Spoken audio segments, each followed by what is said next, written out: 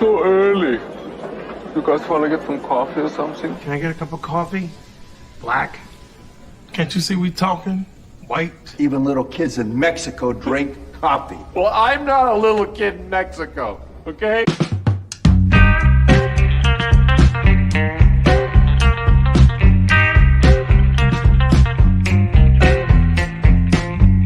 That is the best coffee I've ever tasted. A damn fine cup of coffee. You want a cup of coffee? No coffee.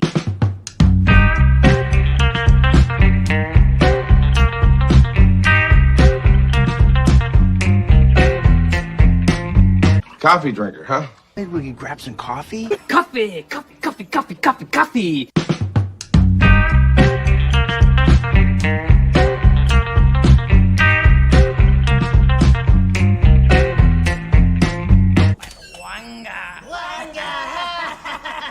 How you doing, fellas?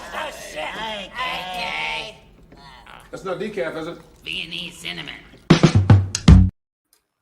And good morning, pop culture minefield fans.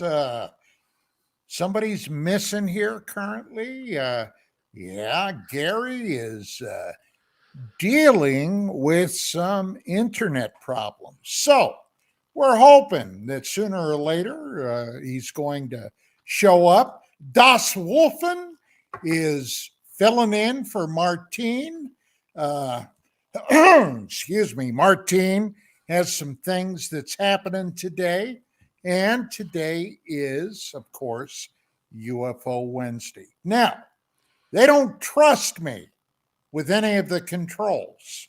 So I have no idea who, in fact, may be out there. But that having been said, welcome to the show.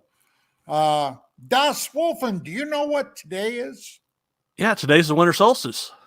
That's correctamundo, the shortest day of the year. And right before we started today's show, I checked with my artificial intelligence assistant. I dare not say her name, but she did have something she wanted to let you all know since this is Christmas week. Wrap. Hey, Rudolph, drop the beat. It's the night before Christmas and you're walking through the house. Presents lined up, all as quiet as a mouse. When what do you see? Oh, blitzing, it can't be. Unwrapped presents, missing from the tree. You're feeling the stress, time for strategy like chess, 'cause there's only half a roll of wrapping paper left.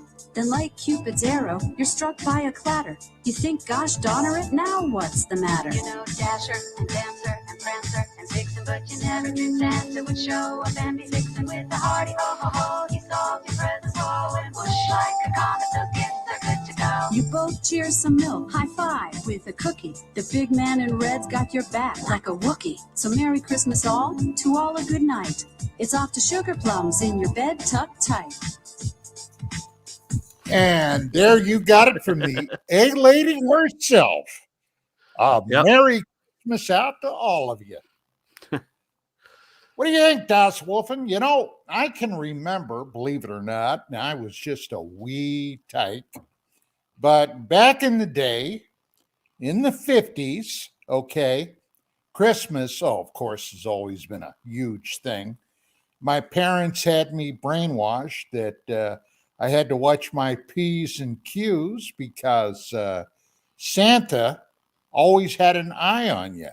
Even then, they had a form of the police state, okay? So anyway, I guess it was about 55, 56. NORAD, okay, the very folks between Canada and the U.S., which was always keeping an eye in the sky for those Russian bombers or missiles, got a call from a little girl who had read how to get in touch with Santa Claus in a newspaper, okay, except the newspaper printed the wrong number. And the number actually went to NORAD. So this Air Force officer answers the phone, and here's this little girl who wants to talk to Santa Claus. And he's got no idea what in the heck is going on. Well, they finally get it all shaken out, but this guy is a good sport. So he talks to her all about Santa Claus, tells her what Santa Claus is doing, etc., etc. Well, then Santa took off with his 8 tiny reindeer in the sleigh, and he was giving her a blow-by-blow account. Well, today, okay, for years now, for many years, there is a Santa tracker that supposedly comes from the Air Force. And anybody, especially with wee tykes, can tune into this. If you're not aware of it, just go to your search engine, put in Santa tracker, and they'll tell you, the thing will be popping up live on the 24th. Today's the 21st. So your little tykes can watch Santa make his trip around the world. Did you ever check that out, John? Yeah, we use it every year. I go to my sister's house and I spend Christmas Eve and Christmas morning with them. And we always put the Christmas tracker so he can show Graceland, my niece, when Santa's coming, so that way we can get her off to bed. So my sister and brother-in-law can pull out the Santa presents and get everything assembled and stuff. Yeah. When I was a kid, of course, I would be probably tripping on sugar with with all the Christmas goodies going around. One year, I guess I was about 10. My parents were out doing something, so I did a recon through the house, and I came across a bunch of Christmas presents. This is before the big day, of course. And I was in there goofing around, playing with these things when my folks got home. Oh my God, I never saw my mother go spastic like she did when she caught me. Oh my God, that was something else. But oh yeah, the Christmas memories. Oh boy. Well, this year is going to be a quiet one here for Vicky and I, just us and the dogs. We had a visit from our son and his boys this past week, and that was really nice. But they live out in the Inland Empire, and that is quite a ways from here. And besides, who needs all that traffic? Oh my God, that traffic this time of year has been horrible, even with $7 and $8 gasoline, if you can believe that. But anyway, so unless the aliens came down and grabbed Gary, I kind of thought he'd be on by now, but apparently he's still having his problems. Yeah. I don't know what's going on with him except his internet's messed up for some reason. Well, I was having a chat with him yesterday. Here he is. About this show. He's coming? His devices aren't connected, so I guess he's got to get, there he comes. I think. He's in the back. He just hasn't made it here yet. Oh, okay. Anyway, I was talking to Gary yesterday, and I had an idea that I bounced off him this new year, 2023, providing the river don't rise and we don't all get washed away, thinking about on UFO Wednesday, kind of doing a basically UFO 101 school here for a lot of the fans. And my years of experience in this field, all the things that I've been involved with, I thought maybe that might be of interest to the audience. And by the way, if you think that is something you might be interested in, Shoot us a note here in the chat and let us know what you think about that.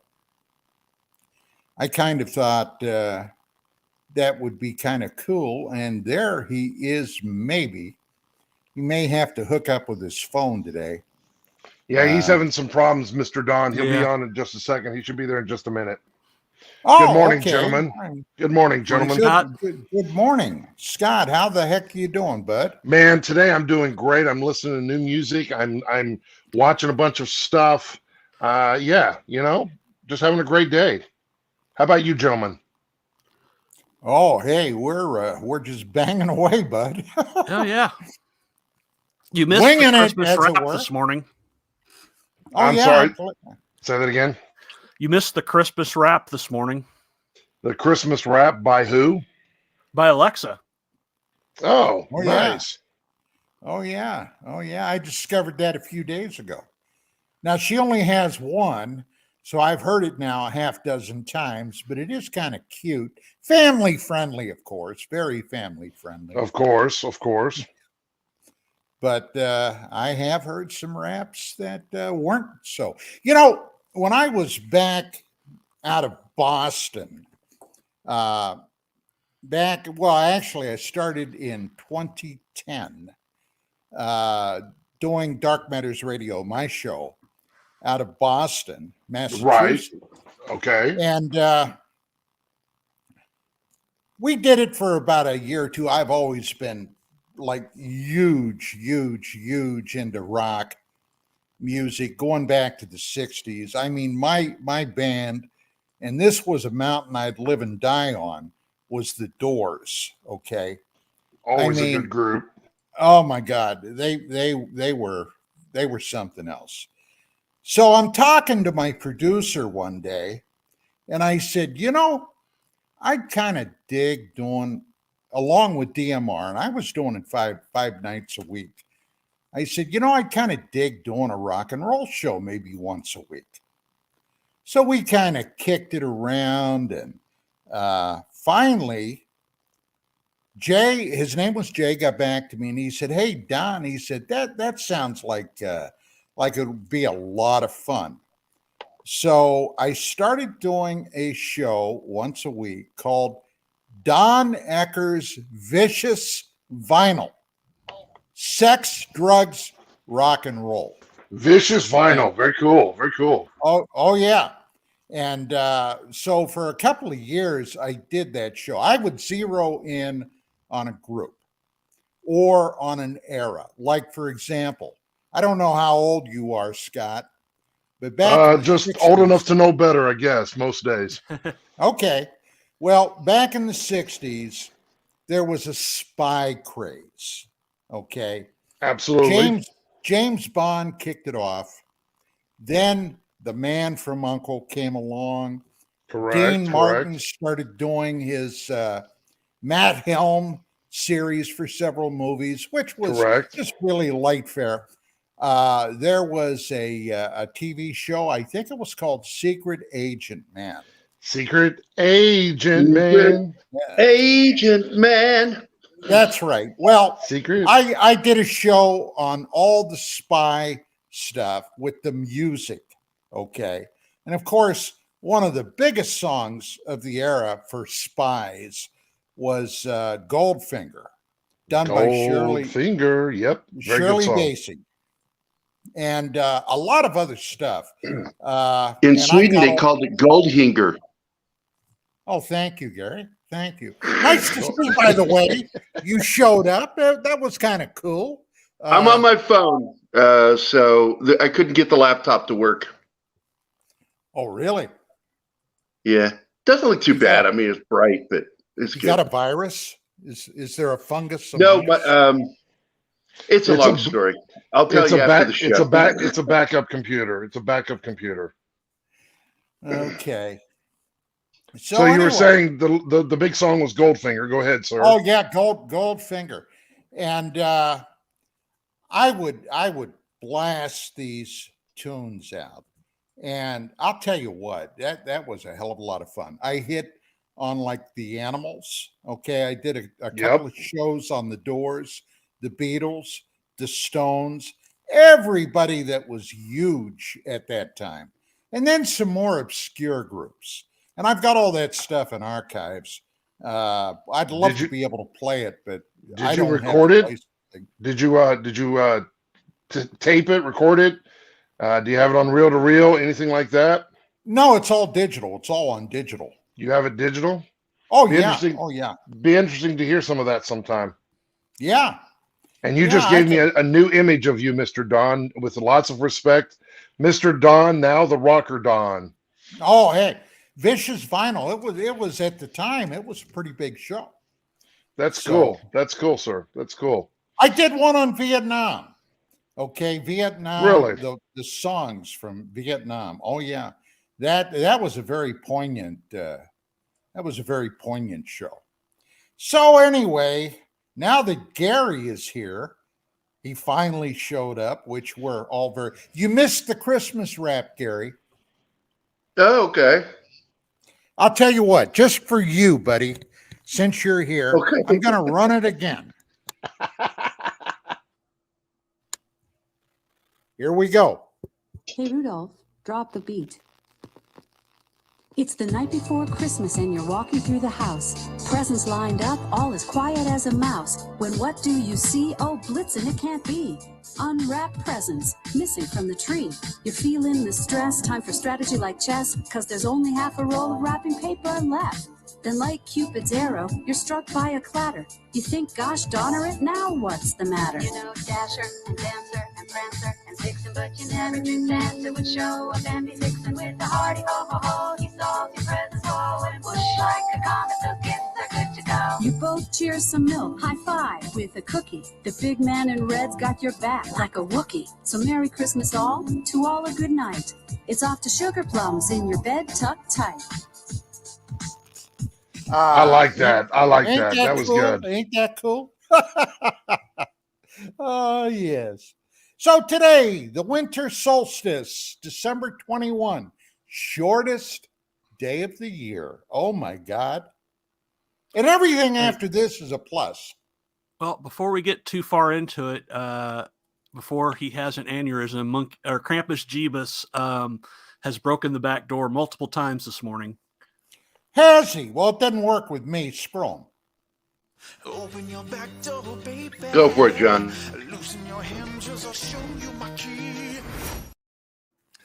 Yeah. Okay. I hope he's feeling better now. I didn't see any of those tweets, by the way, John. You haven't been running them on the screen. Yeah, I have. Not up here, you haven't. Oh, there we go. Yeah, you were talking about Christmas and stuff, so yeah, he had some running there in the background. Okay.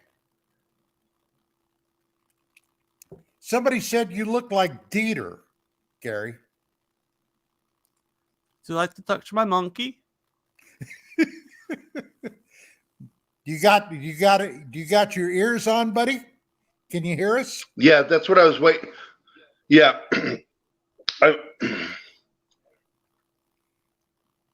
I'm having a tough time this morning with technical issues. Ah, okay. All right, we'll let it slide. Troop. So I can finally hear you again. Okay, troop.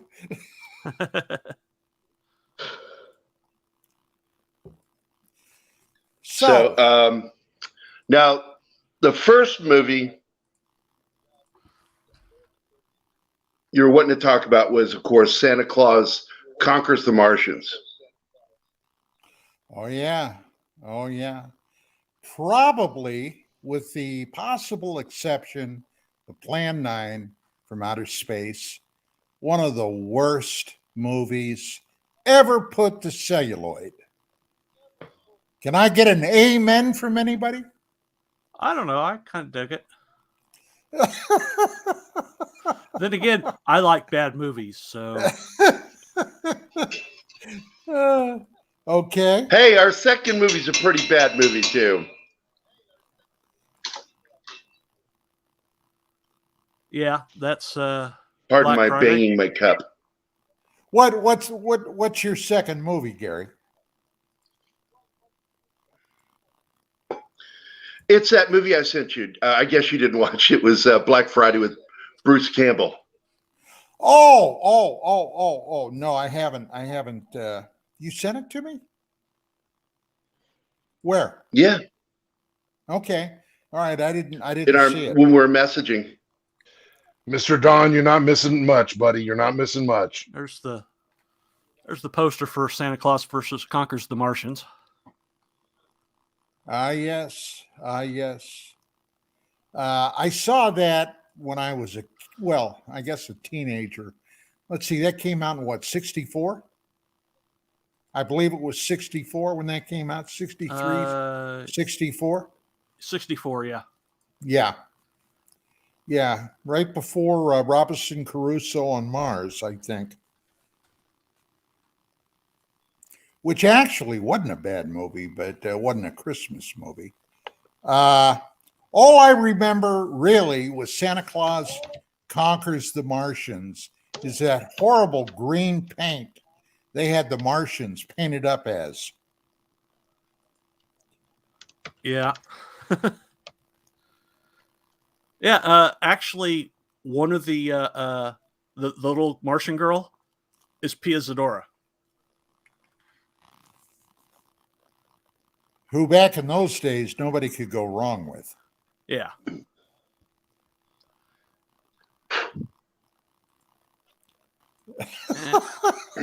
And here is the movie poster for Black Friday.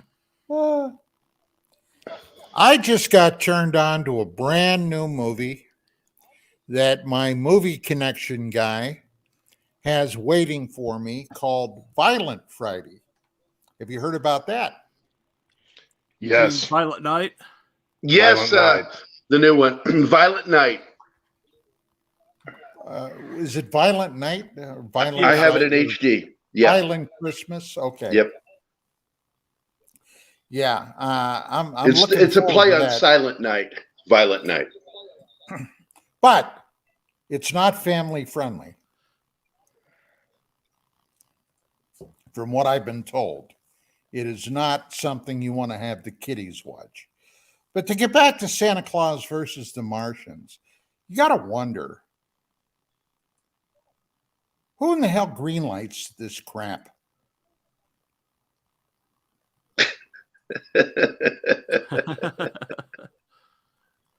Well, they're B movies, so they were designed to get movie theaters to buy the A movies, which were their big main productions.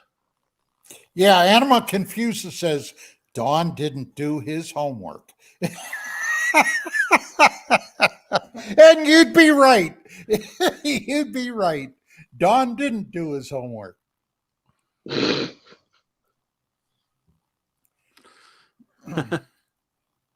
Let's see. Doctor Who. Dork Knight says Violent Night, excuse me, I can't talk, is really good. He said that in the comments. Jeebus says they gave me $30 to watch it. Okay. Oh. So anyway, let's see. Jesus, am I carrying this show myself today? I'm sorry, you really are, because I'm just, this is just, I can barely hear everybody. It's bad. This is just an uncomfortable situation. I'm sorry. Okay. Sorry, and I'm juggling the back end stuff, so. And Mr. Don, I'm always listening to what you have to say. So I don't know why. oh man, you've got a lot of wisdom, a lot of things, and some of your stories are quite interesting. So well, gee whiz. I wish you'd tell my wife that. She's continuously telling me, you've already told me that story. Oh, well, hell, honey, I'm going to tell you again. How about that? yeah, my wife tells me that exact same thing, mostly just because she doesn't want to hear it. So, even the first time. Yeah.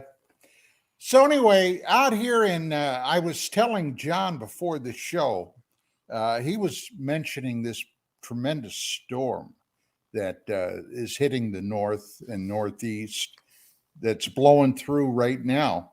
And I checked with our weather, and the last few weeks has been unseasonably cold for California standards.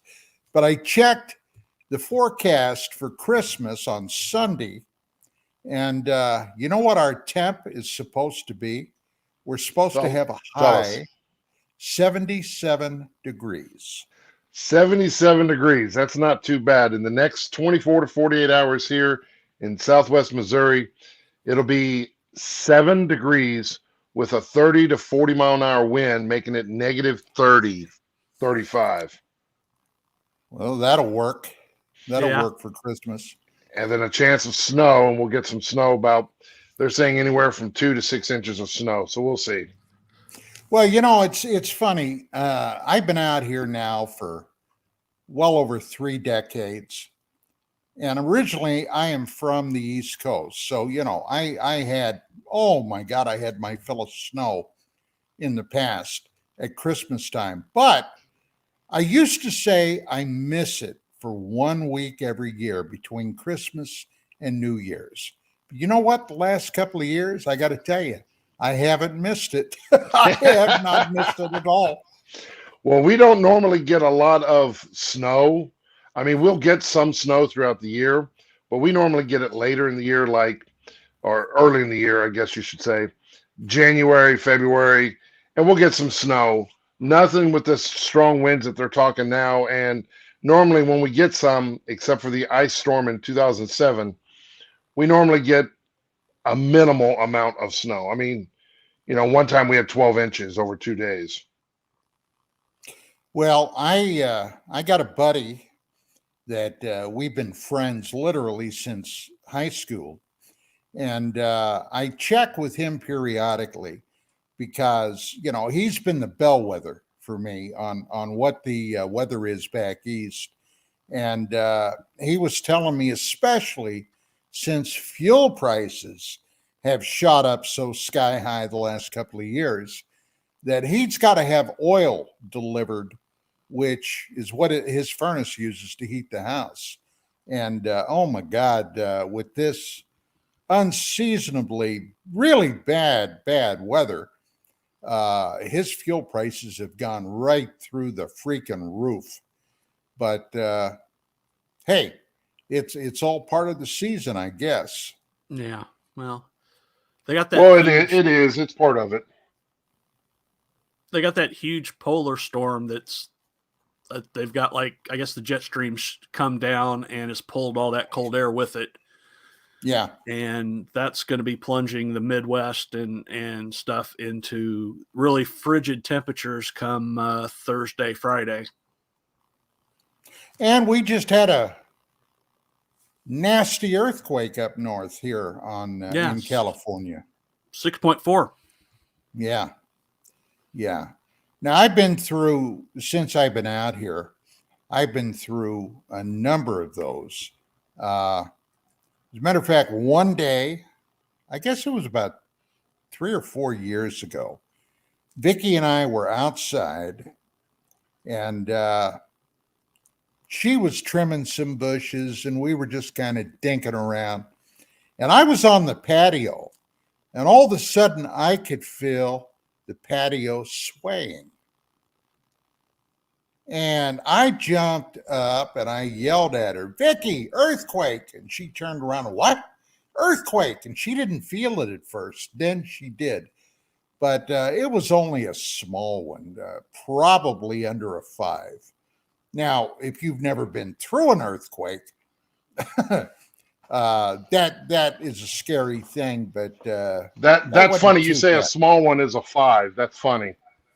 Yeah, well, if you've been through a 6 or a 7, and I have, as a matter of fact, 1 year, and this was probably close to 20 years ago, we were doing, Vicki and I, we were publishing our magazine, UFO magazine.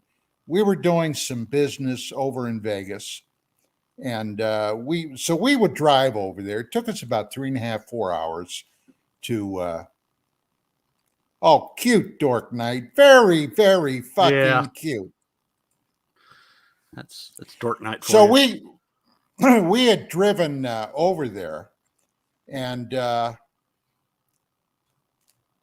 next morning we were getting ready to come back, and we had gone down. We were in one of the big hotels. We had gone down to the coffee shop, and all of a sudden, everything started shaking, and I mean shaking a lot. And the chandeliers were going, everything.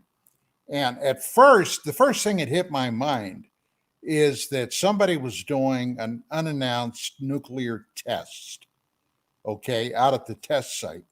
That was the first thing that I thought of. But it wasn't. It was the Lancaster quake. And that was a pretty big one. So if you've been through a few like that, you know what I mean when I say a small one. Well, absolutely. And Stevie Ray Vaughan had a great song about that. If the house is a rockin'. Yeah. Yeah. So I didn't know if we'd even be able to get back, to tell you the truth. I thought that if there was any problem with the roads. Do you guys remember the quake in '89 up in the Bay Area? Remember hearing about it. Yes, sir. When the damned roads, the overpasses collapsed. Yeah, that's the Northridge quake. No, that was 94. I remember seeing videos of that. Was that 94? Yeah. Yeah. That was a quake that literally, it happened about, 4:30 in the morning. It literally threw us out of bed. And our dogs at the time went absolutely insane. Well, hang on. Hey, is the microphone working? Yep. Yeah, you're good. You're good. All right. Yeah, that was my movie connection. I'm doing a show. They're telling you they want you for another movie, man. Yeah. I did a movie. Well, tell us about that a little bit. Tell us about that a little bit later. But let's go back to Martians versus Santa Claus, the movie you were talking about from 1964. Oh, are you trying to keep us from derailing, Scott? No, I'm not. I'm just trying to help keep you in line. No, I'm just helping. I don't want to. I want to talk about the movie I did. Okay, tell me about the movie you did then, okay? And then we'll get back. Does it have anything to do with Santa Claus? Do you guys know who Paul Davids is? Paul Davids. He's a producer director. He did the movie that I'm going to tell you about is called Starry Night. But he's the guy that did the original Roswell movie back in the early 90s with Kyle MacLachlan. Okay. So it was right before Christmas. I guess this would have been 95 or so. And one night, about 10 o'clock at night, I get a phone call. Now, it's unusual we get calls that late, but I answered the phone and it was Paul. This guy? And yep, that's him. That's Paul. All right. So I said, what's up? He said, I'm doing a movie called Starry Night. He said, it's about Vincent van Gogh. And I said, oh, okay. What about him? He said, well, imagine this. Vincent van Gogh basically never made a nickel during his lifetime. And it was after he died that all his artwork skyrocketed, in price.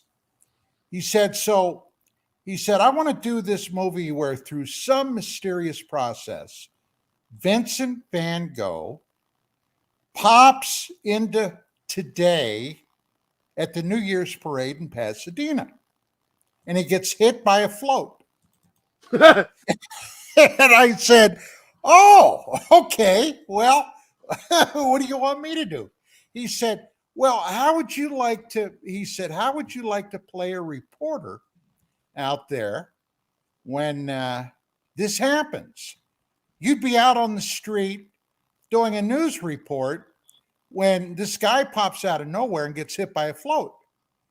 And I thought about it and I said, gee, I never been in a movie before.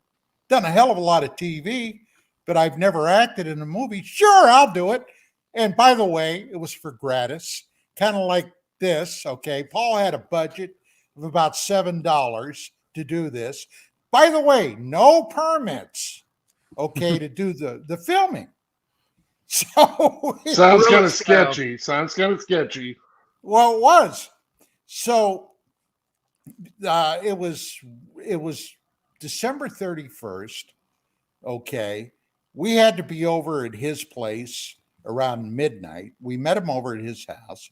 And then all of us jumped into our cars and vans and drove out to Pasadena. Now, if you've never been to Pasadena for the New Year's Day parade, I mean, that place is packed. And we got out there, we were standing around in the dark and the cold all freaking night long. And then as daybreak happens, okay, things start sorting out. And we're all dressed in by the way, no wardrobe. We all had to wear our own clothes.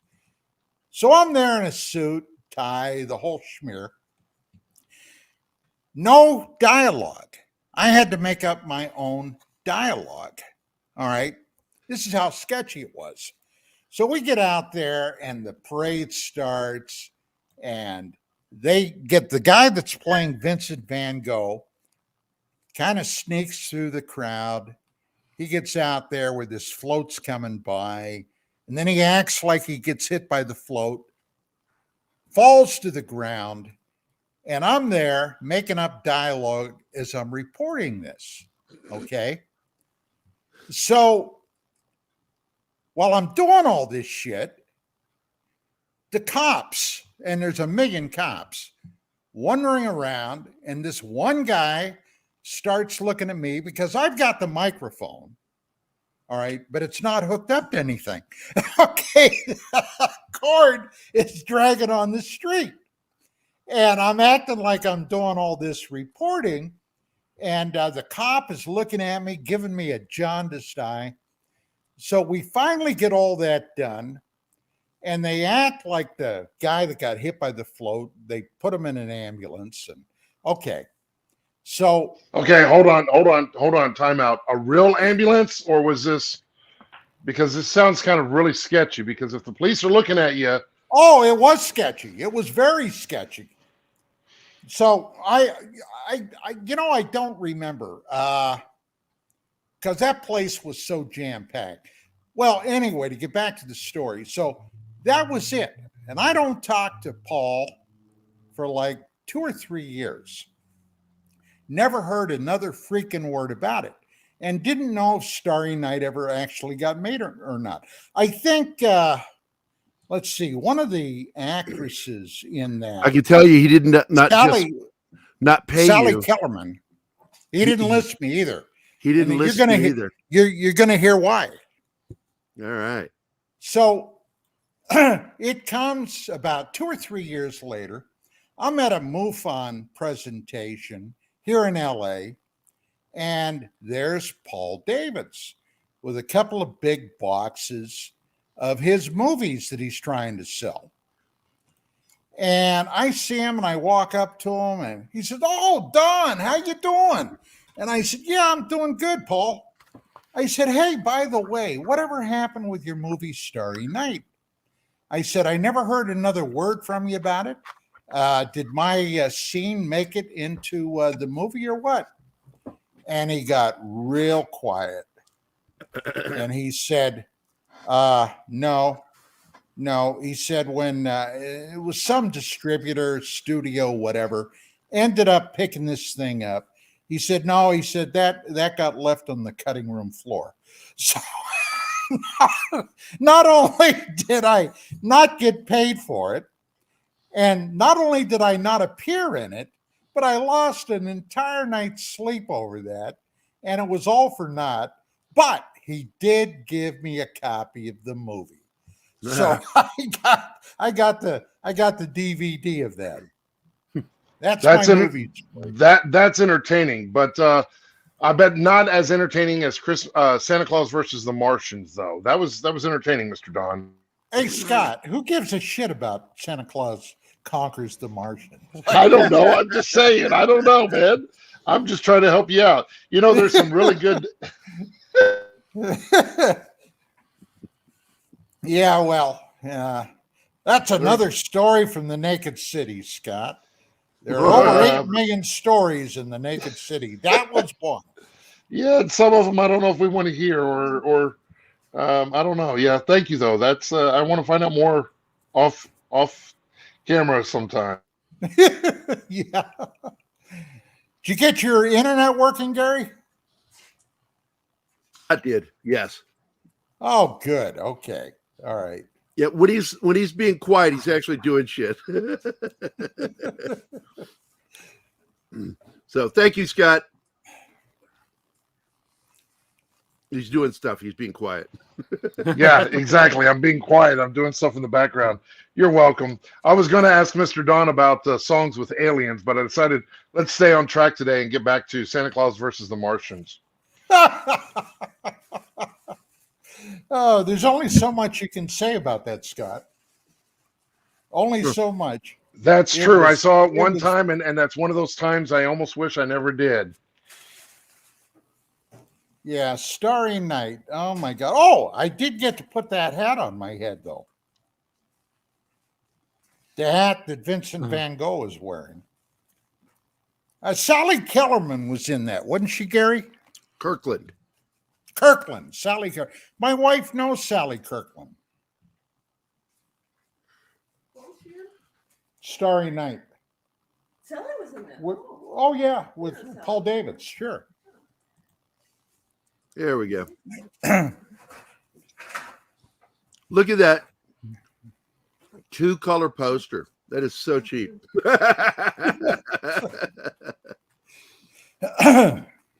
How many colors do we got for that color poster? You have 2. I only ever saw that once, and to be honest, I don't recall if I even finished watching it. I saw it as a kid a lot. It's a silly movie, as Monty Python would say. Stop now, hold on, Mr. Gary. You said when you saw this many times as a kid, was it a punishment? No, because I was your typical dumb kid between, what was it? I think the first time I saw it, I was 5. Between 5 and 7, I saw it like multiple times. So over 3 years.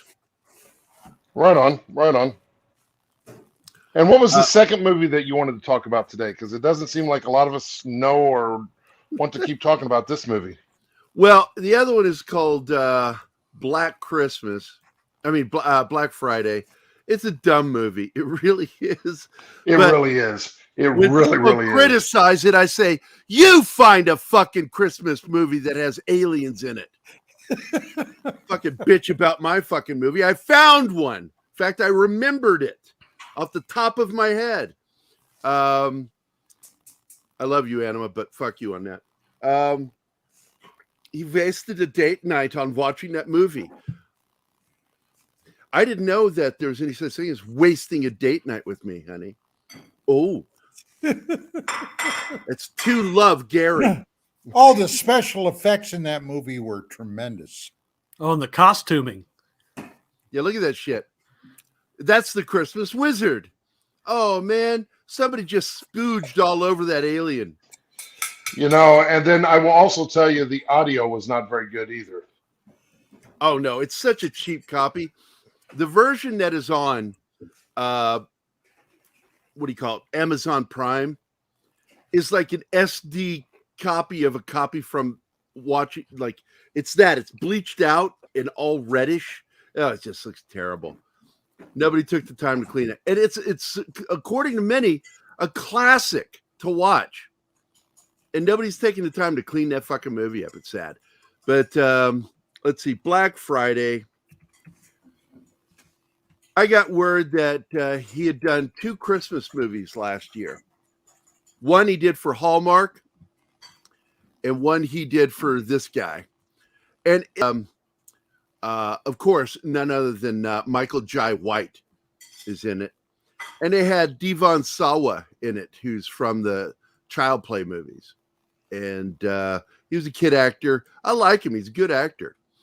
I thought it was interesting that they made the gay character a bad guy. He's a real jerk. And the reason why is because I have 2 gay friends who I absolutely love and adore. But in real life, they're really catty people. And they have burned a lot of bridges. And so that character in the film, the gay character, reminded me of them, of just basically, I'm going to speak my mind. And then proceeds to say some really fucking evil shit about other people. It's like, what the fuck are you doing? I'm speaking my mind. And so this film's a silly film. I would even go so far as to say some of it's dumb. But they had a lot of talent behind it, and they did all practical effects in the film. All the monsters are practical. The only CG you have in the film is towards the end of the movie, where you have a couple of shots where they expanded things via CG, including one was a spinning tire on on asphalt, because they couldn't get it to look right in the film. So they decided to really make it look cartoony with CG. It was really goofy, but what with aliens? So good luck finding that. Bruce Campbell has always done, almost always, these quirky movies. And I always enjoyed watching them. Okay. Because, hey, the guy comes across his charm and, his goofy demeanor that he projects on screen is contagious. I always found him enjoyable, but I never took him seriously until I saw one of the most absurd, the theme was so absurd as to be beyond belief, but it worked. Okay. Okay. What was the this? movie itself is legendary today. It's JFK, who we all know was yes, Bubba Hotep. and Elvis Presley, who died in 1977, are actually alive and well in an old folks home in Mud Creek, Texas, and they end up battling a mummy. Now, just on the surface, that sounds beyond the pale. But Campbell gave the most affecting performance, as far as I'm concerned, in his entire career as Elvis Presley. Elvis Presley, who would have been by then in his 70s, pushing 80. And Elvis with a cancer on the end of his dick. Yeah, well, he had a cancer on his pecker. Yeah. That shit And was crazy, Campbell, they promised, Don Coscarelli promised at the end of the movie, said he'll be back in Bubba Hotep and the She Vampires or something like that, which was just a throwaway thing. Campbell said he wasn't going to reprise the role. And why, I don't know, because that was one of the best performances I ever saw the man give. Oh, thank you, honey. My wife over here is correcting my grammar. Imagine that. Yeah, imagine that. But, tell her thank you. Tell her thank you. Yeah, everybody wants to thank you, Vic, for that. Don't encourage me. Yeah, don't encourage her. Someone's got to keep you on track. Yeah, well, she tries. She does. But, hey, look, that movie was, if you've never seen it, oh, my God, get a copy of it. Yeah, it's absolutely, it's a classic. It's hilarious. I mean, You got Ozzie Davis playing JFK, a black actor playing JFK, and I was what was the point of this? What happened? Why is he? Was it like the goldfish in Family? I mean, American Dad, that he was transported into this guy's body? I always wanted to know, and I was hoping that if we got a sequel, we'd find out. They died me, this Keller. Is that what he said? Yeah. Yeah. I don't They remember. replaced half my brain with sandbag. Yeah. Yeah. They put his brain into someone else's body. No, that movie was, oh my God, it was beyond the pale, but it was. Here I'm laying here with cancer on my pecker. So gentlemen, if I may ask, and I'm sorry to interrupt you, gentlemen, but let's ask all the people in the chat if they've enjoyed either of those movies, or if they have another movie that they would much rather watch or have you guys talk about other than these fine films that we are here. Well, I will say this. Look right here. Bill Barkley joined us. It's good to see you, Bill. Hey, guys, by the way, Gary, I'm watching the latest Missing 411, the UFO Connection. I don't know if I've seen that one. I know that Don has a particular opinion of that gentleman, and I've developed the same opinion of him with my 2 attempts to try to contact him. I'm not going to say that he's a dick, but I'm also not going to say that he's a dick. So John had something to say. Well, I managed to find 2 more Alien Christmas movies. They're both animated, though. I didn't want to do those. I found those 2. Okay. They were for TV, and I just was like, oh. There's one that came out in the 70s, and it was called A Cosmic Christmas. Cosmic Christmas. And I remember it as a kid. And then there's the newer one about an alien trying to steal Christmas or some shit like that. Well, let's not forget Star Wars, the Christmas special. There you go. First introduction to Boba Fett. Yep.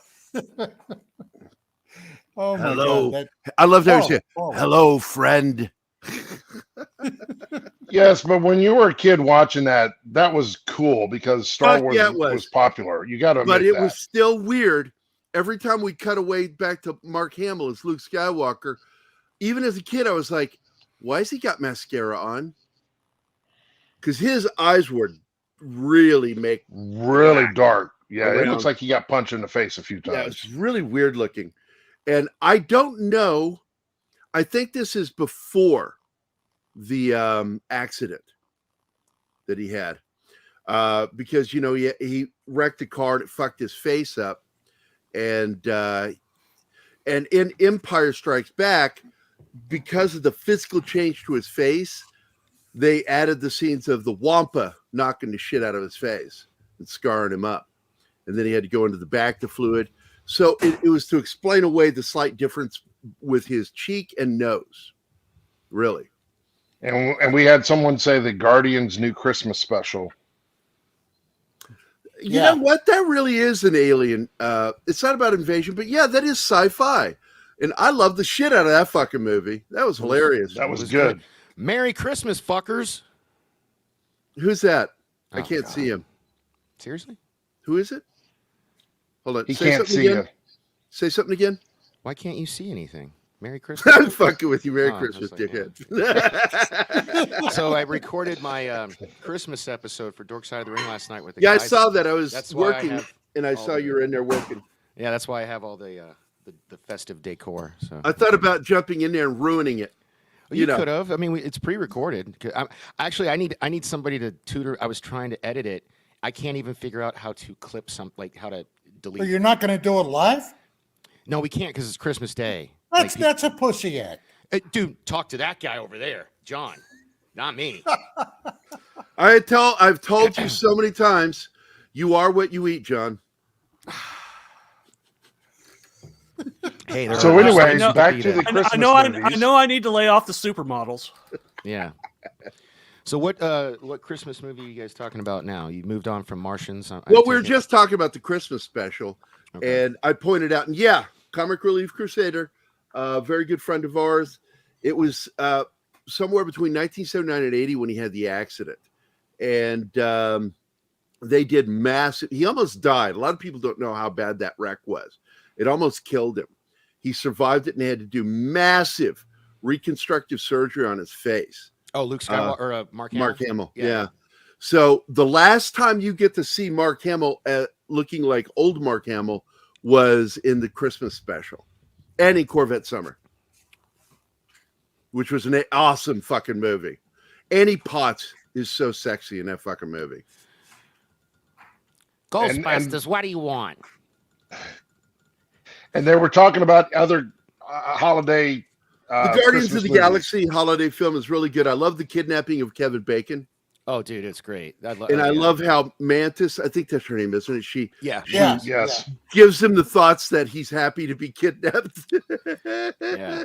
And then she's made to remove it later, and he freaks out again. Like, what am I doing here? Oh my god! It was very entertaining. Awesome Very entertaining in that fucking movie. One of the few things I actually got my daughter to sit through the entire thing watching with me. So that's how Dax being shot by bullets, giggling because it tickles him. Yeah. Look, I can tell you what, man. As much of a beef as I have with James Gunn over DC, and once again, if you're curious where that beef comes from, it is Brightburn. Brightburn was his shot at Superman. He was taking a direct shot at the character of Superman, and now he's in charge of Superman. And I'm just like, look, man, I don't trust him. I don't trust him with DC characters. Marvel, he does great, man. I fucking love the work he did on Marvel. And I like his independent stuff. I mean, I've been following him since the first Scooby-Doo movie he did. He wrote both of the Scooby-Doo films. And then he turned around and wrote that alien invasion film with the worms. What was that called? Oh, so that was a great cast. Nobody. Slither. Thank you. Yep, Slither with the dude from Guardians. Serenity, Firefly. He's in it. Nathan Fillion's in it, right? Nathan Fillion, but also the guy that plays the alien daddy in Guardians of the Galaxy. Michael Rooker's in it. Michael Rooker's in it. He's the main character, as I recall, the sheriff, right? Yeah. No, Fillion is, and Rooker's the main bad guy when he becomes overtaken by the worms. Yeah, they're the two leads. That was a James Gunn movie? Yeah. Damn, I didn't know that. Okay. Mr. Gary, several people in the chat commented that exact same thing. And you may want to thank everybody because I know that you got to the show a little bit late this morning, if I may suggest, sir. Wow, man. Scott's really cracking the whip on you guys. I like it. I'm telling you, man, I don't like this side of you, Scott. Too bad. So sad. If you don't like it, go to the next issue. It makes me very uncomfortable. Let's say hi. The audio guy has to keep you in line. Come on, schedule. I feel like I need a doll so I can tell people where you touched my emotions. Right in the center of it all. Hot. Joe, where did that come from? That was random. And I saw your little comment, Joe, about us doing a fine enough job wrecking the show ourselves. I thought we did a good job, last night. So I got to tell you, once I was high and I was doing some artwork while I was high. This is not going to end well. I thought this was like some of the best, most open-minded shit I ever created. I came back to it like 2 days later and saw what I did, and I'm like, I guess weed makes me kind of retarded. I mean, yeah, that's what it does. Artwork. It was not good artwork. So speaking of things that make you feel different, who do you want to thank in the chat today, sir? Well, I want to thank Anima Confusa for reminding me what time it is. Hello, good evening, and welcome to the middle of the film. Here at the hour, I would like to point out that this show is not sponsored yet because we haven't. Thank goodness. Bill, I have the meeting with Bill. We can actually start promoting. Do you see? I went a little over the top with the Christmas special. I had 1, 2, 3, 4 sponsors on it. Good. That's good. I really need to sit down with Bill because Bill's supposed to give us our code for the show. We don't have a code for this afternoon. for our Dangerous Nerds.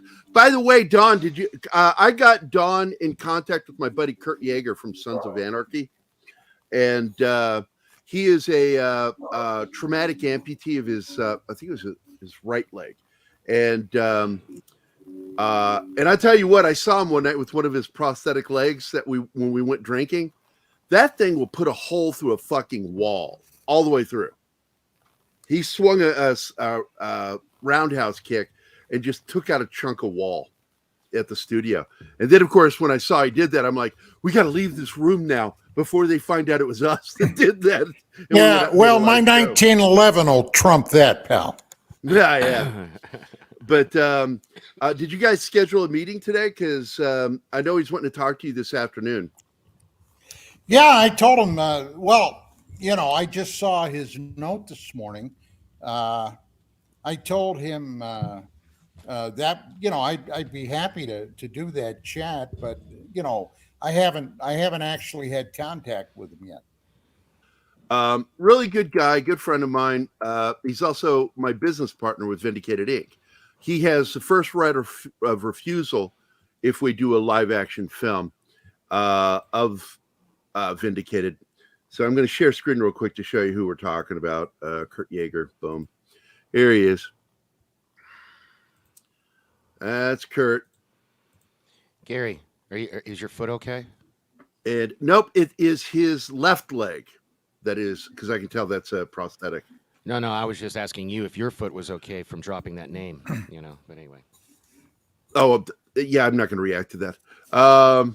Was he one of the Sons of Anarchy bikers? Yeah, he was one of them, and Ron Perlman tricked him and another dude to go into a trailer to kill some other dude, and they go in there and he goes, well, he's not in there, and then Perlman kills both of them. I saw the episode that night, and I wrote him, I said, looks like somebody's looking for a job again.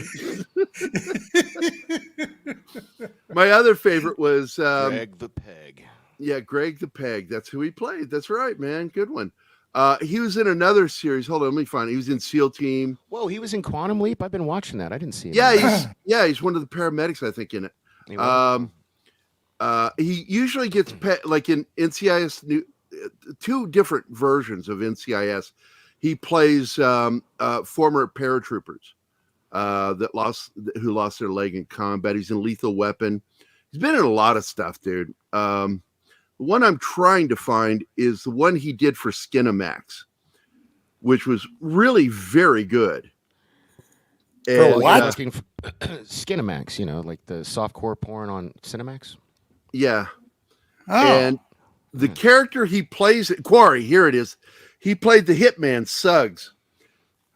And Suggs gets, and I laughed my ass off when he got shot in the show, because I think it was the final episode he gets shot, or next to the final episode. And he gets shot right in the eye.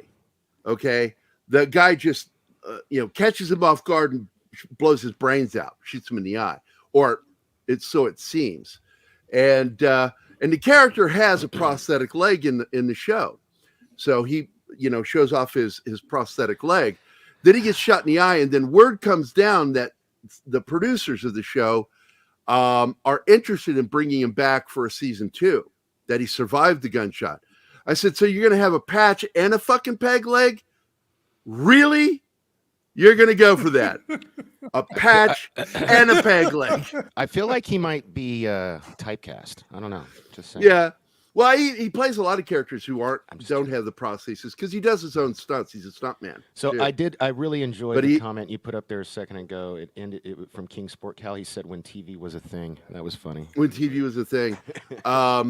But Kurt, when we first met, it was really funny because I told him about my comic and what I wanted to do.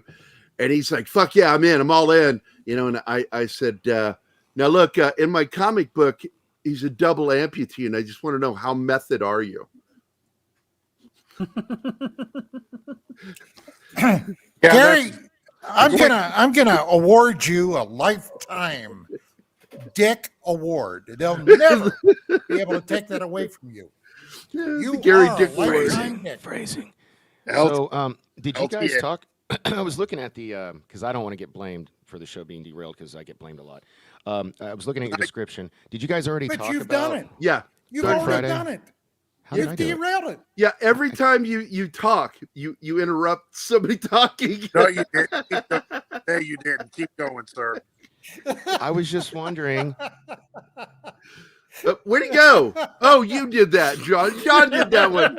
I'm like, where the fuck did he go? That's okay. You know what's funny? If Joe's watching, I did that at least 4 or 5 times to Johnny Rock in last night's show just to be. Oh, funny. you bumped him? Yeah. It was. What great. was his reaction? Oh no, he was laughing because it was perfect. I mean, it was like it worked out great. I mean, Joe can attest to that if he's still watching. But no, what I was going to ask was, for those of you who actually watched Black Friday, did anybody else get like this is like old retired Ash vibes from Bruce Campbell's? Without a question. Yeah. I'm like, is this what S Smart became? Right. Yeah. Shop Smart. Shop S Smart. That's totally. It was totally what I was thinking the whole movie. See this little baby? This is my boomstick. This baby was made in Grand Rapids, Michigan. Sells for $79.99 at S Smart. That's right, S Smart. Shop Smart. Shop S Smart. Now you got it. That's part of the reason why I couldn't make it through that movie. Why? Because of all the stuff that you guys were just commenting about. Oh, that he might have been old Ash. Yep. He dies. Does he die a stupid death in that movie? I can't remember. All I know is he finally gets his. Yeah, there you go. There you go. Somebody's got their Bruce Campbell Ash shit on. So, this was made in Grand Rapids, Michigan. Retails for $75.99. I didn't realize you're going to put me on the big one, but yeah, this is the real prop from the Evil Dead musical that was in Las Vegas. And then so is this, my boomstick. You have to keep the orange tip on because of like laws and stuff. So, but it's important that it's just on the tip. Phrasing. Speaking of which, That's like the cancer that was on Elvis's dick. On his pecker, yeah. Just on the tip. So normally when you start derailing like this, it's always good to remember. It's always good to get back to music. There's no derailing. This is just us winging it for the next hour because we're done. We already talked about both movies. I tried to get it back onto the movie, but No, we were already done. We finished it. It's like those movies to keep talking about. It's an apocalyptic sci-fi film that got a good cast. They shot that for $125,000, and they got Michael Jai White, Bruce, and what's his name? Yeah, they got Spawn in the fucking movie. Yeah, and he has Bruce's price tag's not that high. Come on, let's be real. I could Hey. afford to put Bruce Campbell in a movie. I know him, and I know his price tag is high. He deserved a bigger check in Moontrap. Now That's a good film. That's a good film. I like that film. Yeah. And what I do like too about it, And like he every once died. in a while, He died a horrible death. the Coen brothers will show Bruce Campbell clips in background of their movies, and you won't even notice it at first. Like there is a shot of a soap opera in Fargo, of Bruce Campbell when he was young on a soap opera. Really? In the background in one scene, and I was just laughing my ass off. There's a clip of him in Moontrap in another one. Is that the one with Bill was asking with Walter Koenig? Weren't we talking about that the other day? Walter Koenig from Koenig, Star Trek. yeah. Moontrap. Oh, Moontrap is Yeah. Koenig's in it. Yeah. Yeah, wasn't. You'll have to was it on forgive your- Danny. was it He's on a your- little slow. Was it on your No, I'm paying attention to the chat. Was it your show or another show? Because I just talked about that movie the other day. I can't remember who that was with. Was that with you guys or no? No. No. Okay. No, but it's funny. Dawn and I actually did talk about this like 4 weeks back, and that was brought up then. Okay. separately. Yeah. Separately. So, but no, that was a conversation you had with somebody else while you were high. Mr. Gentlemen, excuse me for interrupting. Mr. Dork Knight, sir, your audio does not seem to be very loud. I know when you get closer to the mic. Oh yeah, turn it up. Or Is this better? Hey, yeah, that's but sit back a little. Sit back Is a that- little. come back. No, bring Boom. the volume. Hold on, How's Scott. that? I'm have to hear him in my fucking Testing. head. 1, 2, 3. That's perfect Testing. right there. Okay. All right. right Thank you. there. All right. When you get closer, you about blow my eardrums out. Okay, fair enough. No, this is something I got to work on because we've had the same issues. John's been cheating to help me out by turning up somehow my audio on the back end side in the wrestling show. So, Right. But you sound it sounds perfect right now. I like your Okay. microphone. Yeah, it sounds a lot better. You just were fading in and out really. no, I had the volume too low, and the problem is I do like I'm in these karaoke groups on YouTube, and because I sing so loud, I have to turn my mic all the way down when I sing, and I forget to All the way down so they can't hear you. Not to derail you, bud, but I love your sweater. Thank you. Thank you. I love your sweater. Yeah, there's a theme song in my head that goes da da da da da da da da da da. Hey, has anybody else got a reaction to all this hubbub about John Williams saying that they're shooting an additional scene that he's got to score? I And then think the director tries to say, "Oh no, that's not true," and he just looks stupid. He just really looks stupid. First of all, I don't get why these directors like James Mangold and James Gunn. Are They both get marching Jameses? orders, Wow. is what it I don't. is. I don't understand why they both like even bother interacting with like people on Twitter. It's stupid because it's a bad look. It hurts their film. Every single time they lose audience. Yeah, but the Popcast guys had a good take on this because they're in the movie industry as well, and just because they gave John Williams, instructions to, do a new score for a new ending or whatever, they were explaining, and I'll have to find the video because I'm not going to do them justice, but they were explaining that doesn't necessarily mean they shot something new. It's just a new edit, and that they need. Well, to he do would know different- though. Yeah. Because the way that scoring works, if you know anything in the industry, is that scoring is literally one of the last things done before a film gets released. And so he was told that new footage was being shot and to be ready. Is that what he said though? Because I thought If you listen to the way he phrased it, that's really what he's saying. Okay. He's saying that he was given an update that he's going to be scoring some more stuff, that they're doing some more reshoots. And I got to tell you, I trust Doomcock on this one in particular. Oh God, what's Doomcock saying about this?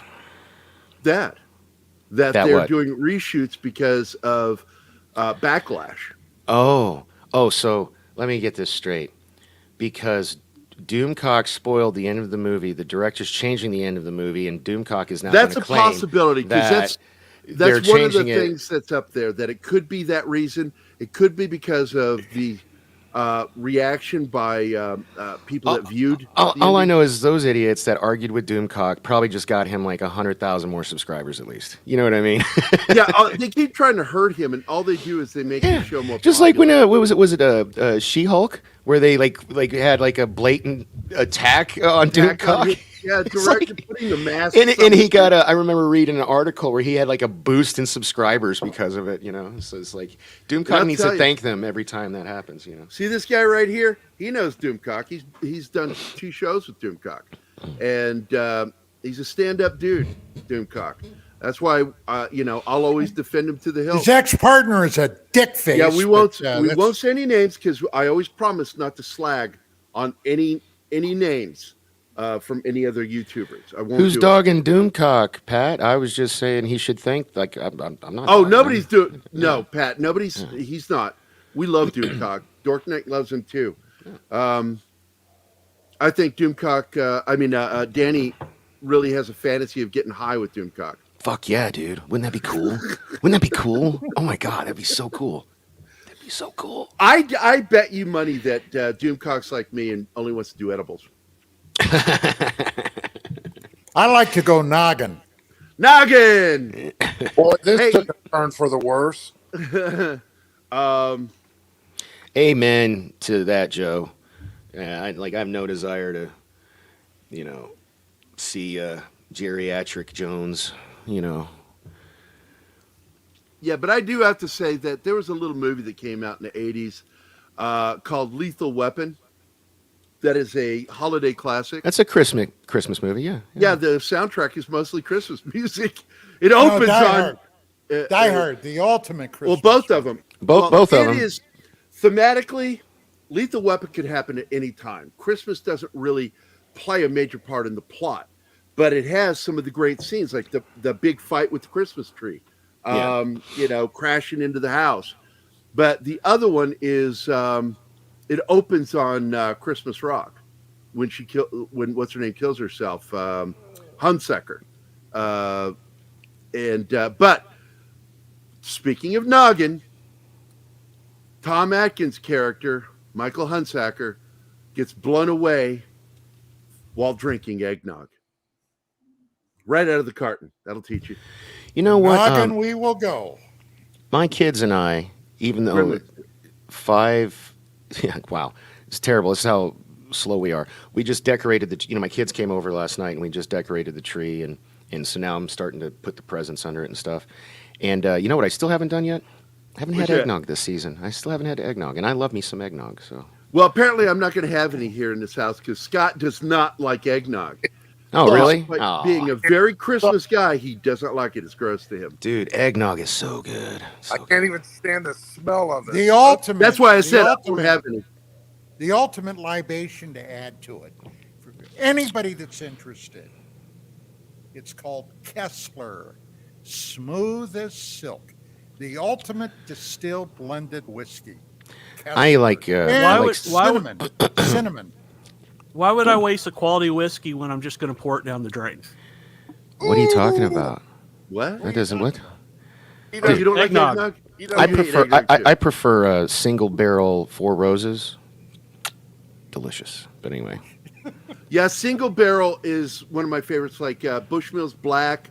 I got wasted on some Jack Daniels single barrel one night. It was really good. So I'm not a fan of Jack Daniels. Does it? I get a pass, right? I'm allowed to have eggnog, right? Am I allowed to have eggnog? Mom, if you're in the chat, let me know. Well, no, I'm booze in it. Well, that's what eggnog only has booze in it. That's what you need virgin eggnog. Oh, I don't know. I've never had that. That's probably gross. No, a Shirley Temple eggnog. Well, then I'm not having eggnog this year if I can't have it with booze. There you go. Or better yet, can I get an eggnog with Jack Daniels? Hold the eggnog? Das Wolfen, you're not allowed. No. Dude, first of all, even when I did drink, Jack is disgusting. Come on, man, up your game. That's like Jack Daniels is not very good. I don't like Jack Daniels, but I love single barrel Jack Daniels. Well, single barrel anything is good. I know it's ridiculous because my drink of choice, like Graham and I got into this debate of which is better, Jameson's or Bushmills for Irish whiskey. And I said, look, I love Jameson's. Bushmill, but though. Bushmills is a beast. It is the best whiskey I've ever had until I had Bushmills Black. And then I'm like, I can never enjoy Bushmills again. I can only drink Bushmills Black. It is so smooth. And it's delicious and it's warm. You feel warm when you drink it. I love it, man. You guys, we have an Irish pub downtown. Scott, do you remember the name of it? Finnegan's. Used to be Finnegan's, yes. What is it now? I don't know. I haven't been downtown in a while. There was another one, Patton Alley Pub. And Finnegan's Wake was the name of it. I don't know what they are now. I haven't been downtown in a long time. King Sport, Cal, whatever. I could say you're going to always take the opposite side of me. I don't even believe what you're saying. So whatever. You never know when he's just messing with you. Yeah, right. It's just like I said Jack because it was the first thing that popped in my head, but my choice is always going to be a single malt Scotch. Scotch is pretty good. Yeah, that's my mom's Scottish all about whiskey. that. Yeah. Scottish whiskey, man. All right, you guys Minimum of 12 years. You guys are talking about all this hard stuff. I've got to say, as an audio guy who's always doing audio, the hardest that I have is I'm getting nervous. What's he banging on? I'm really nervous. What's hard? Water. Oh, water. Oh, water. somebody called me out on phrasing. Sorry. I don't know what I said, but okay. I'm not understanding you, Scott. Water and what? Ice. Oh, ice. Ice, baby. Got you. Water Okay. on the rocks. Ice. Joe, you're out of your goddamn mind. I tell you what, for Christmas, brother, text me your address. I'll ship you, or I'll have. Can you ship? You can't order booze off Amazon, can you? Can you ship booze through something? Do you guys know? I want to send him like a. Yeah, you can mail booze. Yeah? Okay, I'm going to send you a bottle of something that will blow your mind. Because if you think Jack Daniels is mother's milk, you strap in, brother, because you ain't tried nothing yet. That's. I'm going to share a screen again. This is the band Tainted Angel, and this is Scott's uncle that wrote and lead singer on this too, right? Correct. Lead singer, and then the bass guitarist is my cousin. Very pro soldier, pro America. I have a knock at my door. I'll be right back. All right. Is that back door? Smart ass. That's it.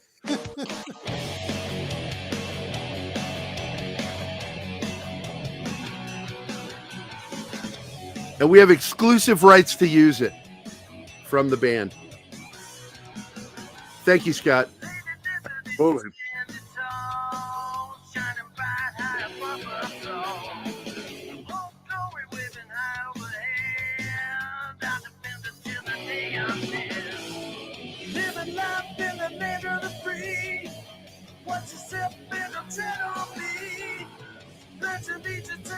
Yeah, Mama, that's what I'm fighting for. Oh, yeah.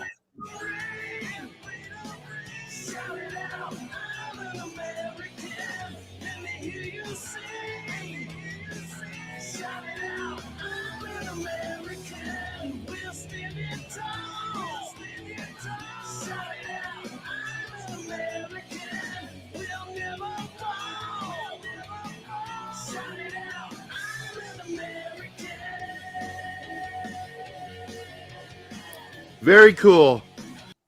And that's Tainted Angel. You can find them on YouTube. Song's called American. It's really a great song. And we also would like to thank all of our vets. Anytime we have the opportunity to, all those that have served or all those that are currently serving, anytime, any day, no matter what, we always like to say thank you in our house. Yep. There we go. All right. I'm sharing it in the chat so you guys can go listen to it, the full song. I'm going to be including it into this, our Military Monday show. And I'm really considering putting it into what we do on Wednesdays this afternoon, but I won't be doing it this week because it's just no way I can get it done in time. But what do you think of that song? I think it's a pretty cool fucking song, Don. I like it. I'd enjoy it even more if I had a half a bottle of nog in me. It's a good song, Mr. Don. It's a good song. Oh, I know. I know. I'd like to meet your uncle, Scott. Yeah, where's he at? He's in Southern Ohio. We can do it even virtually. I'd like to just sit down and talk to him. I'd have to see if that'd be available. He's That'd a pretty be cool. big individual. Maybe we now, can how have him many on the guys? show. How many guys will admit to making a drunk call? I drunk called Gary the other day. It was funny. My anniversary. Okay, my wife and my anniversary on the 18th, and I called up Gary and I said, "Hey, this is a drunk call." He broke up. It's like, you're not supposed to announce it's a drunk call. I remember one night a girl many years ago that I went to high school with, drunk called me from I think it's the Plaza Hotel, the big one with the elevators in it in San Francisco that are inside the glass elevators. She was there and she drunk called me to tell me how in love she was with me and shit. And at the end of the call, I said, this isn't your husband. This is Gary, because I'm an asshole. She's, I know that. I said, well, get rid of that husband, and then we can talk. Because I'm not going to ever be that guy. I would never do that. Happy belated anniversary. Thank you, Father John. Thank you, Father John. Awesome, John. Father John Austins. Oh, Cam's here. Cam's joined us. You know what? I have not. Well, I'm going to go through the list of everybody at the end. So I hope everybody sticks around all the way through the show, because I want to thank everybody for being here. Kingsport Cal says, I've made plenty of drunk calls. Now, I'm just curious. And Kingsport Cal, I'm not asking you this as a joke, but it is kind of funny. Did you ever make a collect drunk call from jail? Because if you're like drinking some prison wine or jail wine and got wasted and made a collect call, I'm just curious if you ever did that, because that'd be fucking funny if you did. Let's see. Oh yeah, Don, best to turn your phone off when partying, no doubt. Anyone either got season 3 of No, I've not started watching it, Bill. I'm apprehensive after that last season because they really fucked around and they pissed a lot of us off that were fans of the first season. They changed the showrunners from the first season, and one of those showrunners is a Hollywood conservative, meaning he's not very conservative, but he really is pro-soldier. And of course, that's the guy who made 13 Hours and also Transformers. So their involvement with season 1 ended, and then they hired new people, and it went off the rails. Very commie friendly, and I hated that. And then this third season, the person that's in charge is one of the producers from Star Trek Disco. And I'm like, nah, I don't have much faith in this season not sucking. I have zero faith in it being good. So, but I will check it out. I will know within the first 2 episodes if it's more commie crap. Because Bezos, if you didn't know this, is a big card-carrying commie. One of the richest guys on the planet, but he's also a card. So is Soros. They're both commies. They're both New World Order guys. They want one government. Let's not forget Soros. Oh, He's never forget that today. fucker. He's a commie today. He used to be a Nazi. Well, And he was he's supposedly Jewish. he's Jewish. I saw a fucking picture of him in a fucking Croc uniform. I don't know if I have doubts of that one, Don, being legit. Well, but I do know he have was no a doubt. kid. He was a kid, and the word I heard was that he dressed as a brown shirt, and that his family were collaborators with the Nazi. He was a government. Hitler Youth. Yeah, Hitler Youth, and his family were collaborators with the Nazis. And That's I frown Nazi on in my book, collaboration. buddy. It's Nazi collaboration in my is book. bad. Collaboration is bad. So George Soros is definitely, he's a piece of shit in my old book. man was one He's of the not allowed in people that France, and he's not allowed in the liberated- UK. My old man was one of the people that liberated Dachau. Okay? Yeah. He was there. Okay? He was there when the Nazis were still trying to murder the rest of those inmates. Now, I'm not going to talk about what happened with a lot of those SS guards. I love you after too, Mom. the Bye. story. Mom says hi, guys. Sorry. Oh, tell Penny hi. Too late. Yeah. She already hung up. Yeah, But, yeah, she already hung up. Sorry. But you know what? They had it coming. The Nazis had it coming. Danny, That while was you're my sending out- rant. That was my While you're rant s- for today. Oh, so while you're sending out alcohol to people, could you send me a nice Isley whiskey? muting me.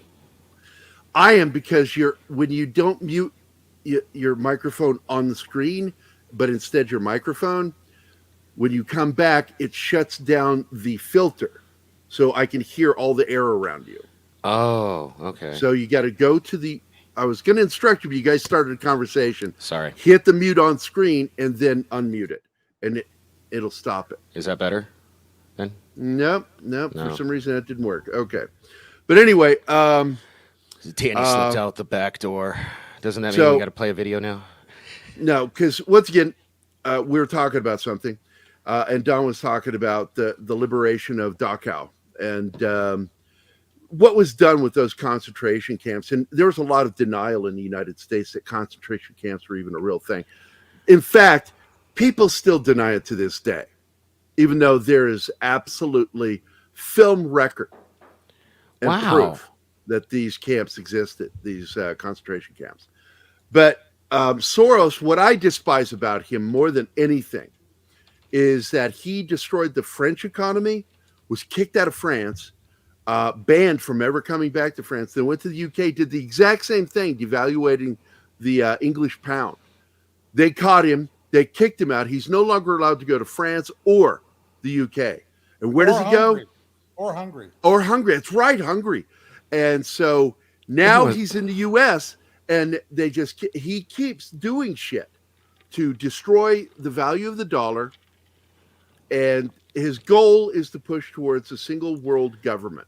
Well, Hillary Clinton loves him. Oh, yeah. I was just about to say Biden's doing a good enough job at destroying the dollar. He doesn't need any help, but Yeah. Soros funds a lot of Biden stuff. So just to let you know. My son just yelled at me for saying that. All the Antifa stuff, what he does is he funds other groups that fund them. So he tries to create this buffer between his money and these organizations that try to do damage to the infrastructure. And but the thing is, when you start really following the paper trail, it all leads back to George Soros. That was a very poignant comment you flashed up there. Whoever is, I guess it was, yeah. No, that is so. God, man, I don't even want to. You're gonna make me cry. No, I love my mom. I talk to her every day, and you're right, man. You don't know what the future holds. You never know, because I lost both my parents, and it's just. Sucks. I am definitely a mama's boy, and I haven't seen her in years. It sucks. Like I've got to get out there to visit her. So, hey, I have a question for I was a mama's Dawn. boy too, but it wasn't my mom; it was somebody else's. Oh God, Stacy's mom. Hey, Dawn, Mr. Ecker, sir, I have a question for you. I kind of thought that this is what was going to be talked about on the show today, because aliens for the holidays. I made a little tongue-in-cheek comment in the chat before I joined you guys about Jesus Christ possibly being an alien. Prometheus. Thoughts, sir? In Prometheus, one of the lines in Prometheus was cut from the film, where Seven, is that his name, Seven, or the android, is interacting with the navigator. Mm-hmm. And one of the lines that he was supposed to say is like, why didn't you come back to Earth if you seeded Earth? And he says, we sent an emissary 2,000 years ago and you killed him. They should have kept that in there. And that's why he kills them.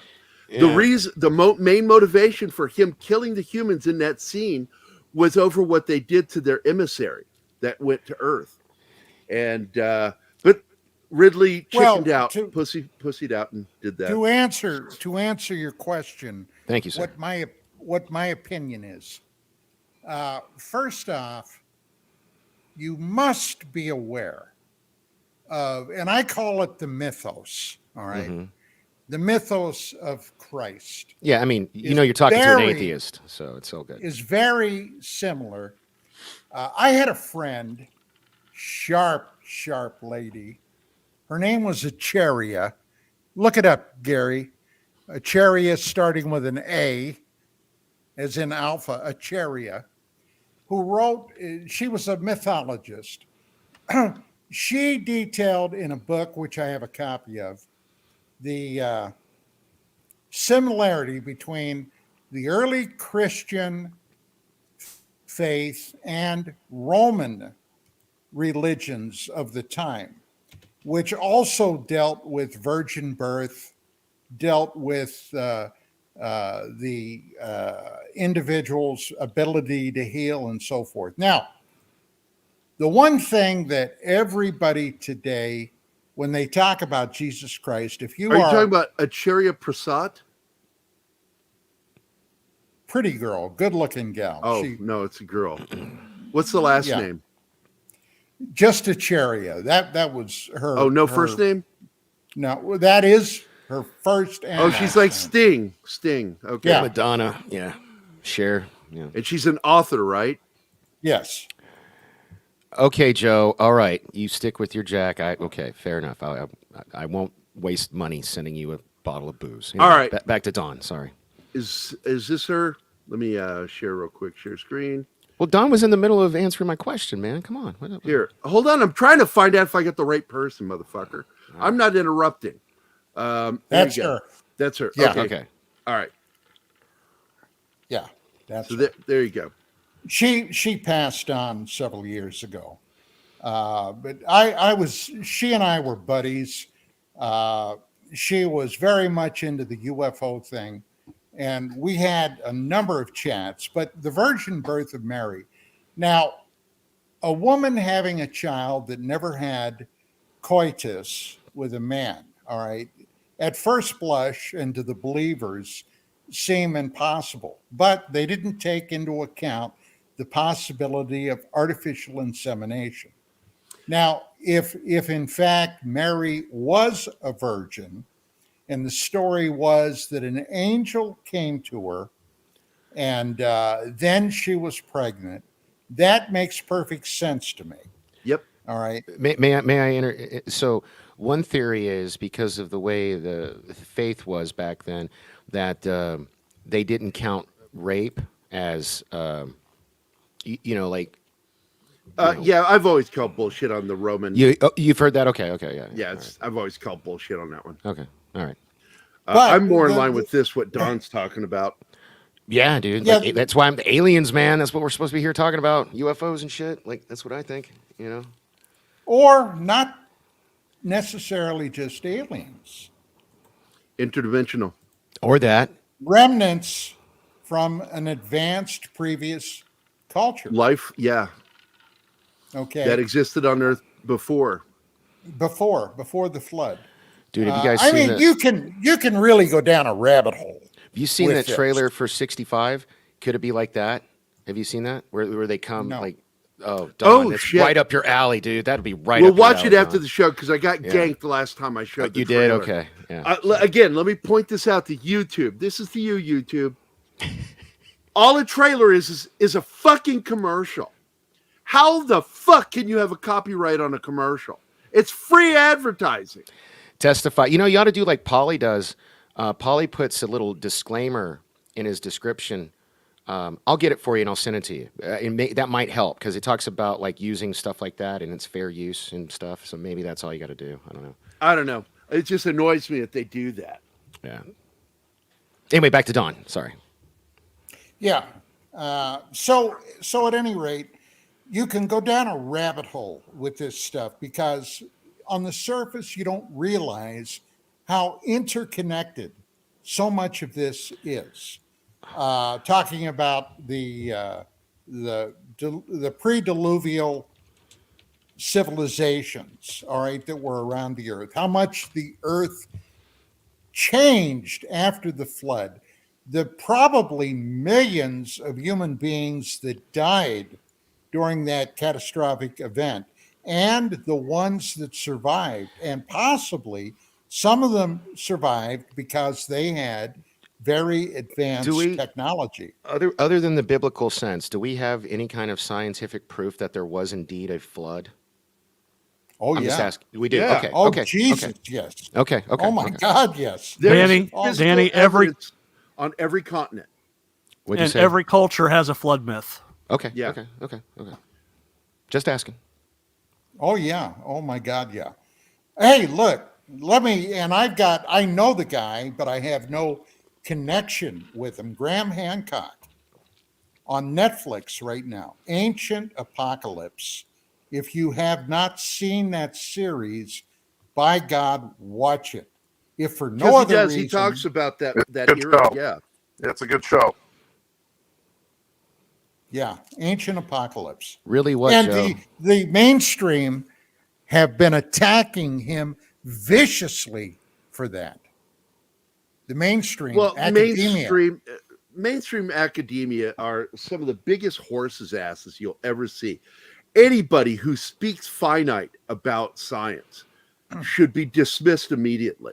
Well, Yeah. because that totally you never know the answer. well, that totally defeats the purpose of science or the actual definition of science. It's not finite. You're always Well, the you know. rule of science that I was taught in college was that there's only a handful of scientific facts, and even those can change. Exactly. Everything's really a theory, until you know. And theories now don't get me wrong, theories are really strong when it's scientific theory. Yeah. It's not like walking around going, you know what? I got a theory of how Billy got killed on the toilet. Isn't gravity it's different technically kind of, a theory? It's a different kind of theory when you hear scientific theory. It's Let me closer give you fact, a very but it's not poignant perfect. example of how science changes. Are you guys aware that in the 19th century, circa 1870s, 1880s, literal fistfights and riots broke out within the French Academy of Science over the idea that rocks fell out of the sky? Rocks fell out of a clear sky. Did you know that? No, and I wasn't scoffing at what you said. I was scoffing at the comment that somebody put on the screen. That's Yeah. fine. Yeah. That's fine. Meteors, okay, is basically what they were talking about. Yeah. Yeah. Here's another one. We were raised, and I know you were raised on this too, Don. Yours and my generation was raised on centrifugal force. But now we learn centrifugal force is a misnomer. I was going to say Cheerios. It is. What was called centrifugal force actually is just simply inertia. That when you move an object in a direction, if you were to untether it, it would just keep going in that direction. And so therefore the idea that centrifugal force is a thing that keeps you going in a curve, that's not true. If you untether it, it will go in a straight line. It's inertia. It's the whole thing about inertia. slings. Slings. So, so are you saying you're a flat earther? You don't believe in centrifugal force? You don't believe in curvature? Centrifugal force doesn't exist. I'm fucking with you. I'm fucking with you. I'm just sorry. It's inertia. Yeah. Inertia wants to throw you in a very specific direction.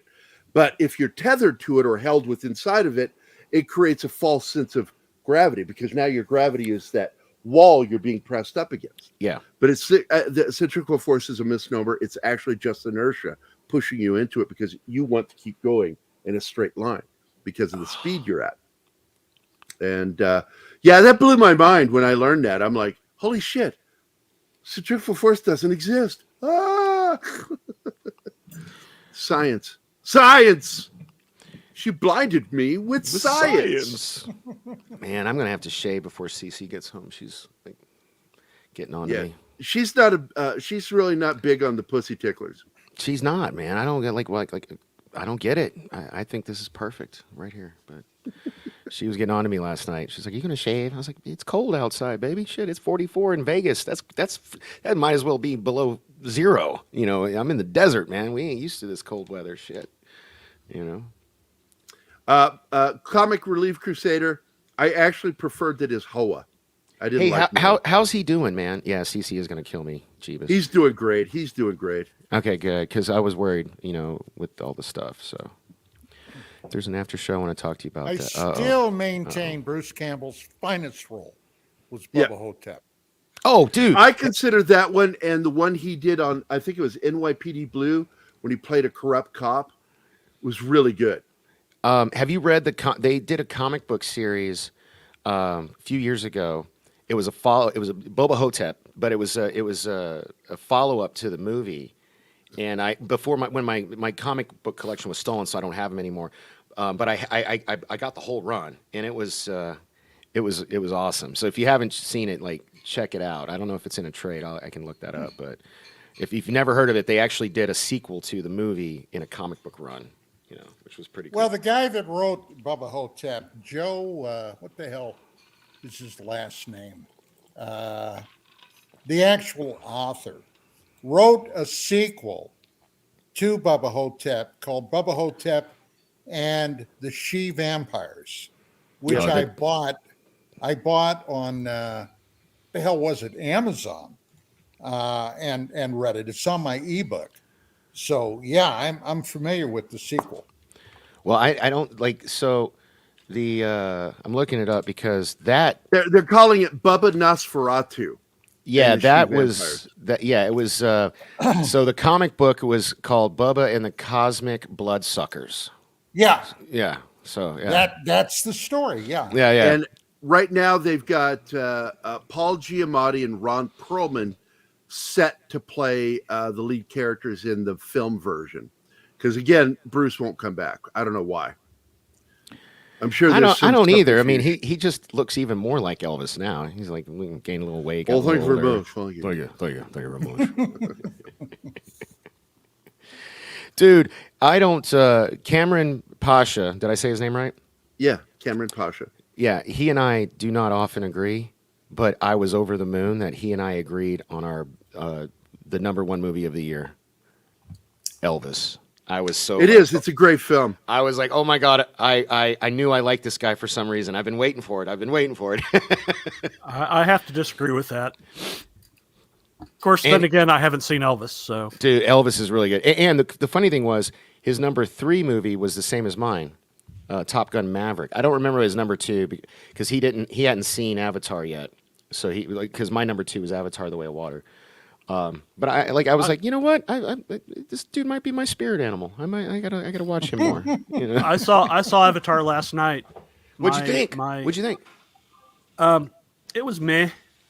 Oh wow! My mom called me. It was pretty. It was pretty.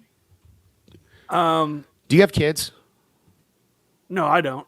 Okay, then. But, okay, I get it. The story's been done to death. Jesus, man. And I'm sick of the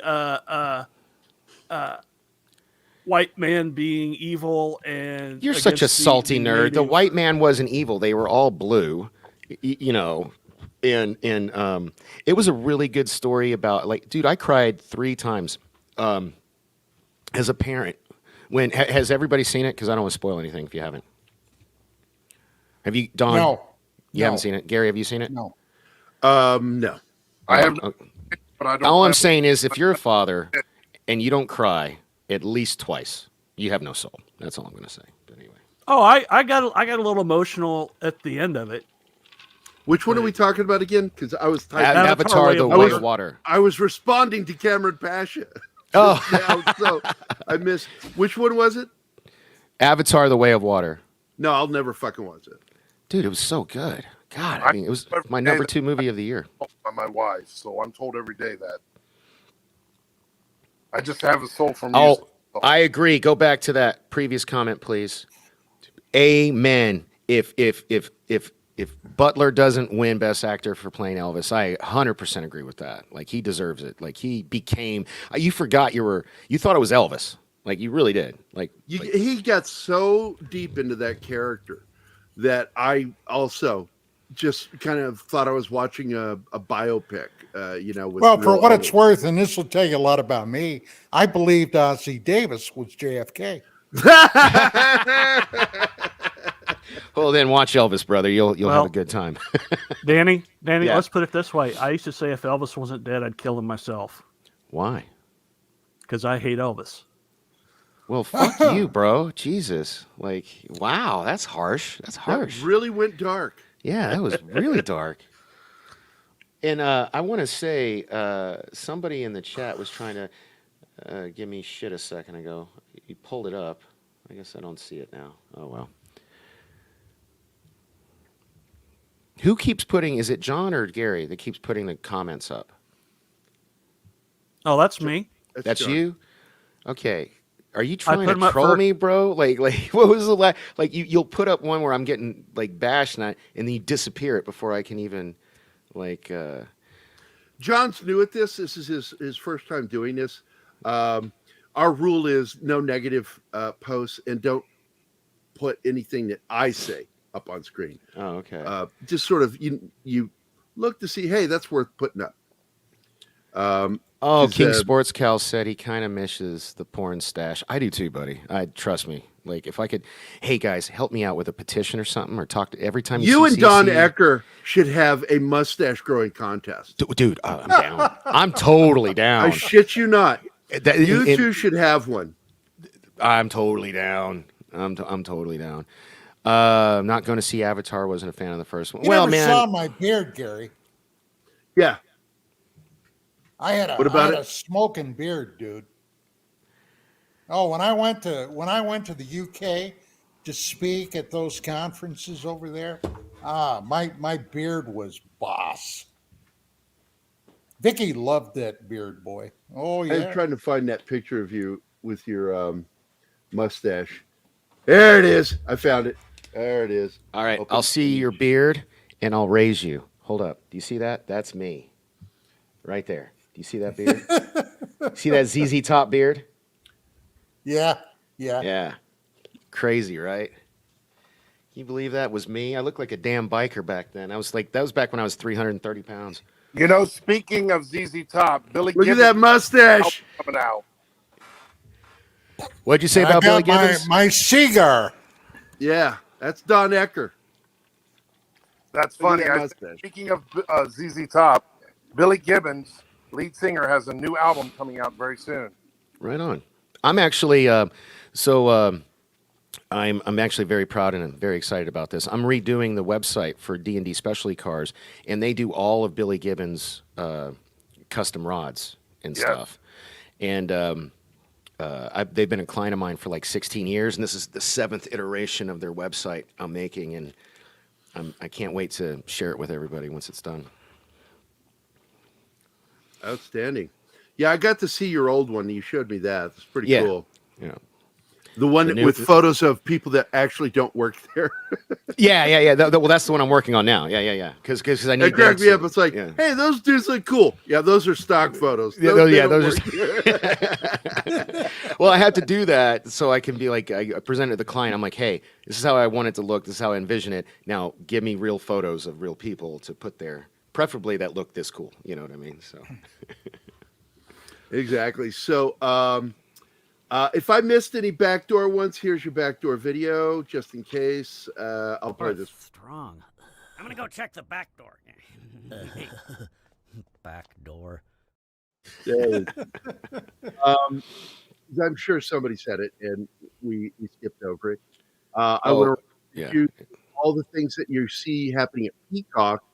That yes, there's a bunch of morons at NBC, Universal, clearly. But CBS has no changes. There's no changes. There's still idiots there. So here's my CBS video.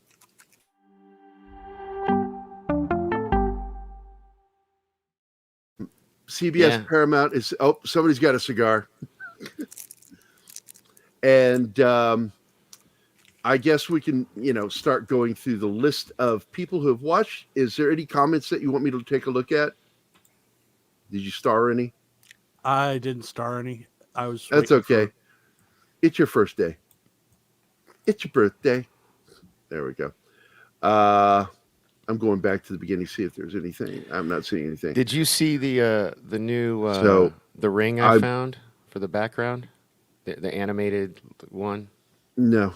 Oh, okay. I want to thank Joe's Atmosphere, Scribe Light, Anima Confusa, Love of My Life, Dork Knight, Krampus Jeebus, Joseph Dredd, Martina Costa Santana, who for some reason is going to a wedding on a fucking Wednesday.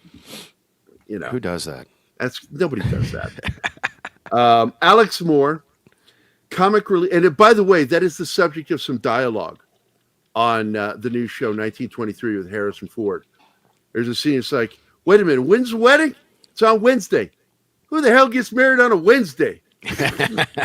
Actually, in the show. No, Cece and I watched it after we watched Tulsa King. It popped up as like a recommendation, and we were like, "What?"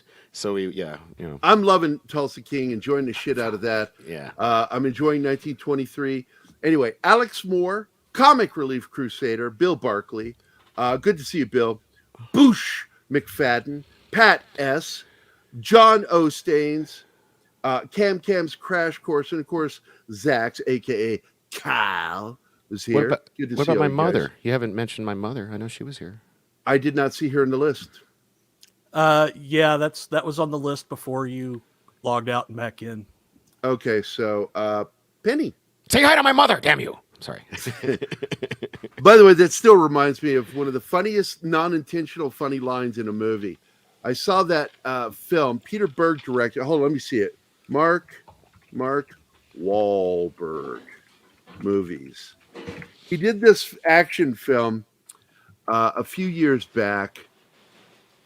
Let me find it here. Kingsport, Cal, you really do. It's really good. You know, sorry.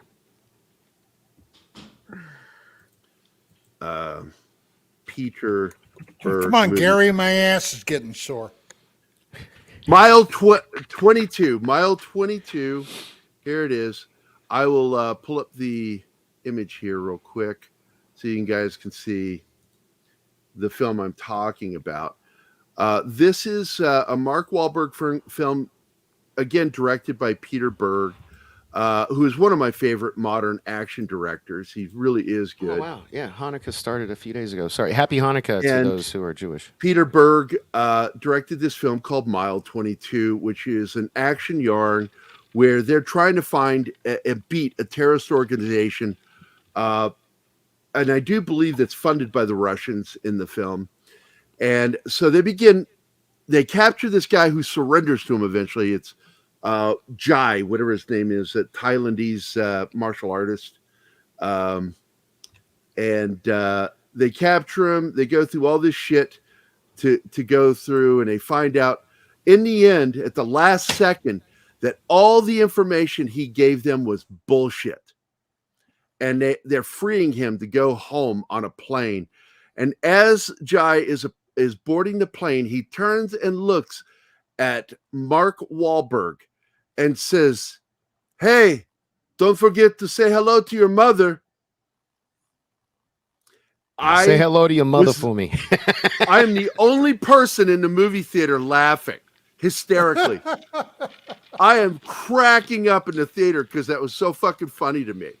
You can't have Mark Wahlberg even say the word mother without it being funny. It wasn't even him, though. It was being said to him by the other it was being said to him? Yeah. And Mark Wahlberg goes, "Wait, what did he say?" And I'm like, "Oh my fucking mind!" My mind just blew. It was my brain exploded. And if you've never watched that, watch the final moments of that film when he's getting on that plane, and watch him turn to Mark Wahlberg and say hi to your mother. So I've never even heard of that movie. When you're saying just watch the end, is it not good, or is it worth watching the whole thing? No, it's a good film, but just watch the ending for that. That one fucking gag that was unintentional, clearly unintentional. I have some people that you missed for thanking that were here. Okay. Sox Bulletins, D. Bud Martin, Lord Thoth. You're welcome Alex to Moore, re-add Keelan them. Chow. You're welcome to put that in the private chat Yeah. so he can Yeah. say it, because It's fine. You know. Thanks for saying them, but yeah, just if I missed them, just re-add them. That's all you got to do. So thanks a lot. Sox Bulletin is a big supporter of the Dork Side of the Ring, so thank you, Sox. You're Sox awesome. is a big supporter of our show. I mean, all of you guys are, but that guy goes really above and beyond promoting and pushing the shows, and I appreciate it when he does that, man. Yeah. There we go. Thanks a lot, man. Yeah, nobody wants to thank Dork Knight. That guy sucks.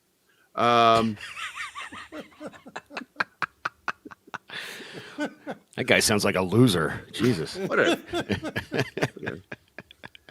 It's like, I knew guys like him in high school. Fucking ignored him. Fine, I'll say it. Thank you, sir, for not derailing the show today. You did a good job. Thank you. Yeah. Yes. It was pretty fucking okay. I'll take it. It was absolutely a 100% all right.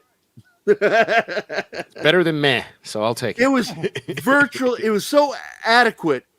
It was virtually bursting with adequatulence. I'll tell you, Gary, I'm really hurt, dude. I covered for you. I started the show. He did. And did he give me a thank you? Well, I Fuck haven't even you, gotten Gary. to you guys Fuck yet. you. I haven't even gotten to you yet. Yeah, I was going to say, he hasn't gotten to all the... Don was holding it down while you were fucking with your internet. I don't know what was going on. Stories I could tell him about how cool Nam is. You know.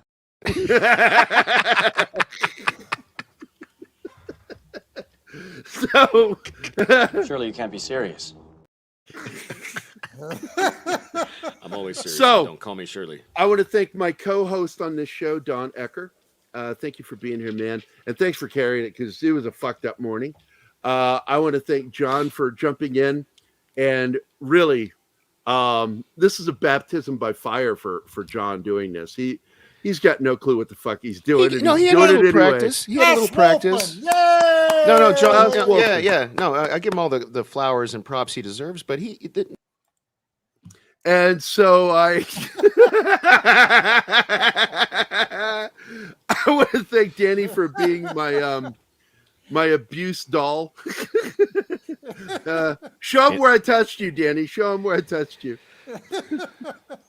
Right in the nipple. Okay.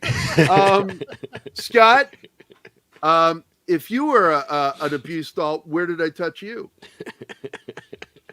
Oh, hey, Mom's back. Let me tell you something. Scott will come over here and open the fucking door to the studio and just stand there doing this with his nipples. Not true. You're seeing things. You came back at the wrong time, Mom. I'm sorry. Also got to thank Andy Morrow, Cavatino Cavalryman Shea, Maria Wilson. Memes of Destruction is here. Hey, buddy. And Cameron Vale is here. Good to see you, Cameron. Hey, you guys, I know you pay attention to what's happening on our Twitter page for Pop Culture Minefield. The team is all working on that page together now. Everybody's posting there. But if you want to see my general attitude about shit, you got to go to my personal page on Twitter. Which is, do you have your @ symbol? No? Well, I was going to just simply open it. Oh, that works too. But I was going to put it in there. It's at Gary.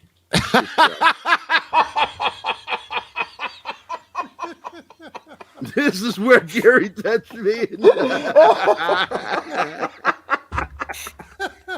I touched you in the eggplant. Oh, I pulled a muscle laughing. Oh, God. Yeah, you know, it was funny when you fucking heard after laughing. Yeah. That was good. Thanks, Boosh. I want to thank you guys for being here. Thanks for everybody. Scott, thanks a lot, man, for helping with the show and helping me get everything going here this morning. Awesome, dude. Thank you. Thank you. This is the end, my friends, as the Doors would say. One thing, sir. Don't forget Tainted Angel. Make sure to look them up. The new audio American. You want to check that out. Tainted Angel on YouTube. Tainted Angel on YouTube. And Gary, do not forget to thank Don for saving your ass at the beginning of the show. I did. No, do it again. Oh. Give the man his flowers. Do it. Do it now. I'd do it for you. Do it now. I'd do it for you. I'll take a bullet for you. Well, not so much a bullet, but a BB. I would take a BB for you. Don, again, thanks, man. You saved the show because I didn't know what the fuck I was going to do when I discovered my internet wasn't working. I was like, ah! But anyway, thanks a lot, guys. Great show. Great chat. Just fun. We were winging it, most of it. It's fun. I like winging it. Thanks for having me on. Don't forget to come on. Watch our show. Wait. 1 o'clock Pacific time. I just get ready to say that. Yeah. He was about to do his promo. Come on now. Come on. Don't forget to join us at 4 o'clock Eastern time, 1 o'clock Pacific time, 3 o'clock Central, and 2 o'clock Mountain, as if anybody fucking lives Mountain time. That's where that 70s rock fan is. Well, like Arizona's got its own time zone, doesn't it? Well, it's Mountain time, but they don't recognize daylight savings time. Right? Yeah. So they'll end up Pacific time during certain parts of the year. So, but anyway, remember to watch us this afternoon. We're going to be talking. What the heck are we talking about, Don?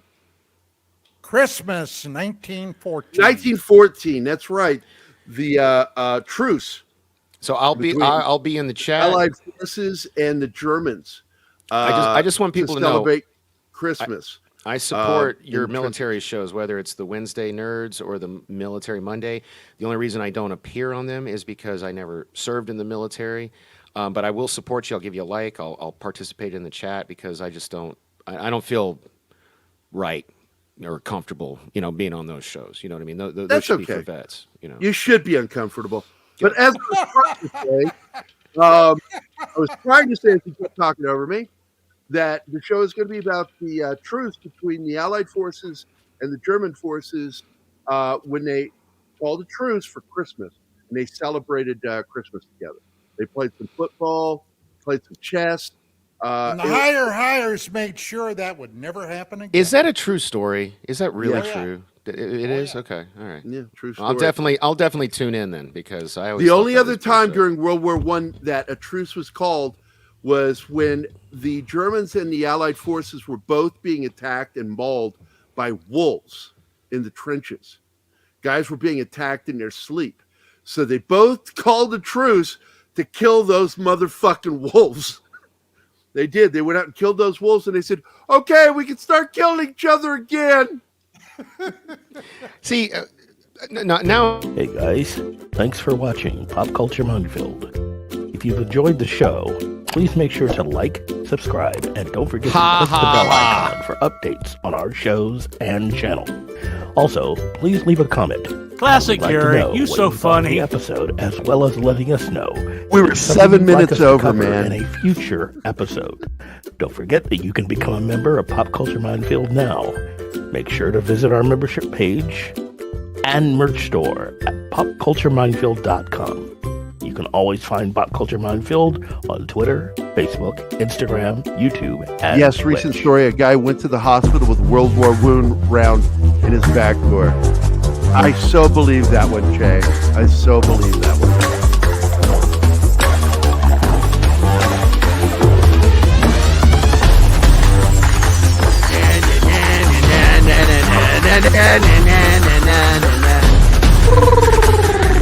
Wipe out. Salty nerd, not salty geek. Tequila. Bow, bow, mama, ooh, bow.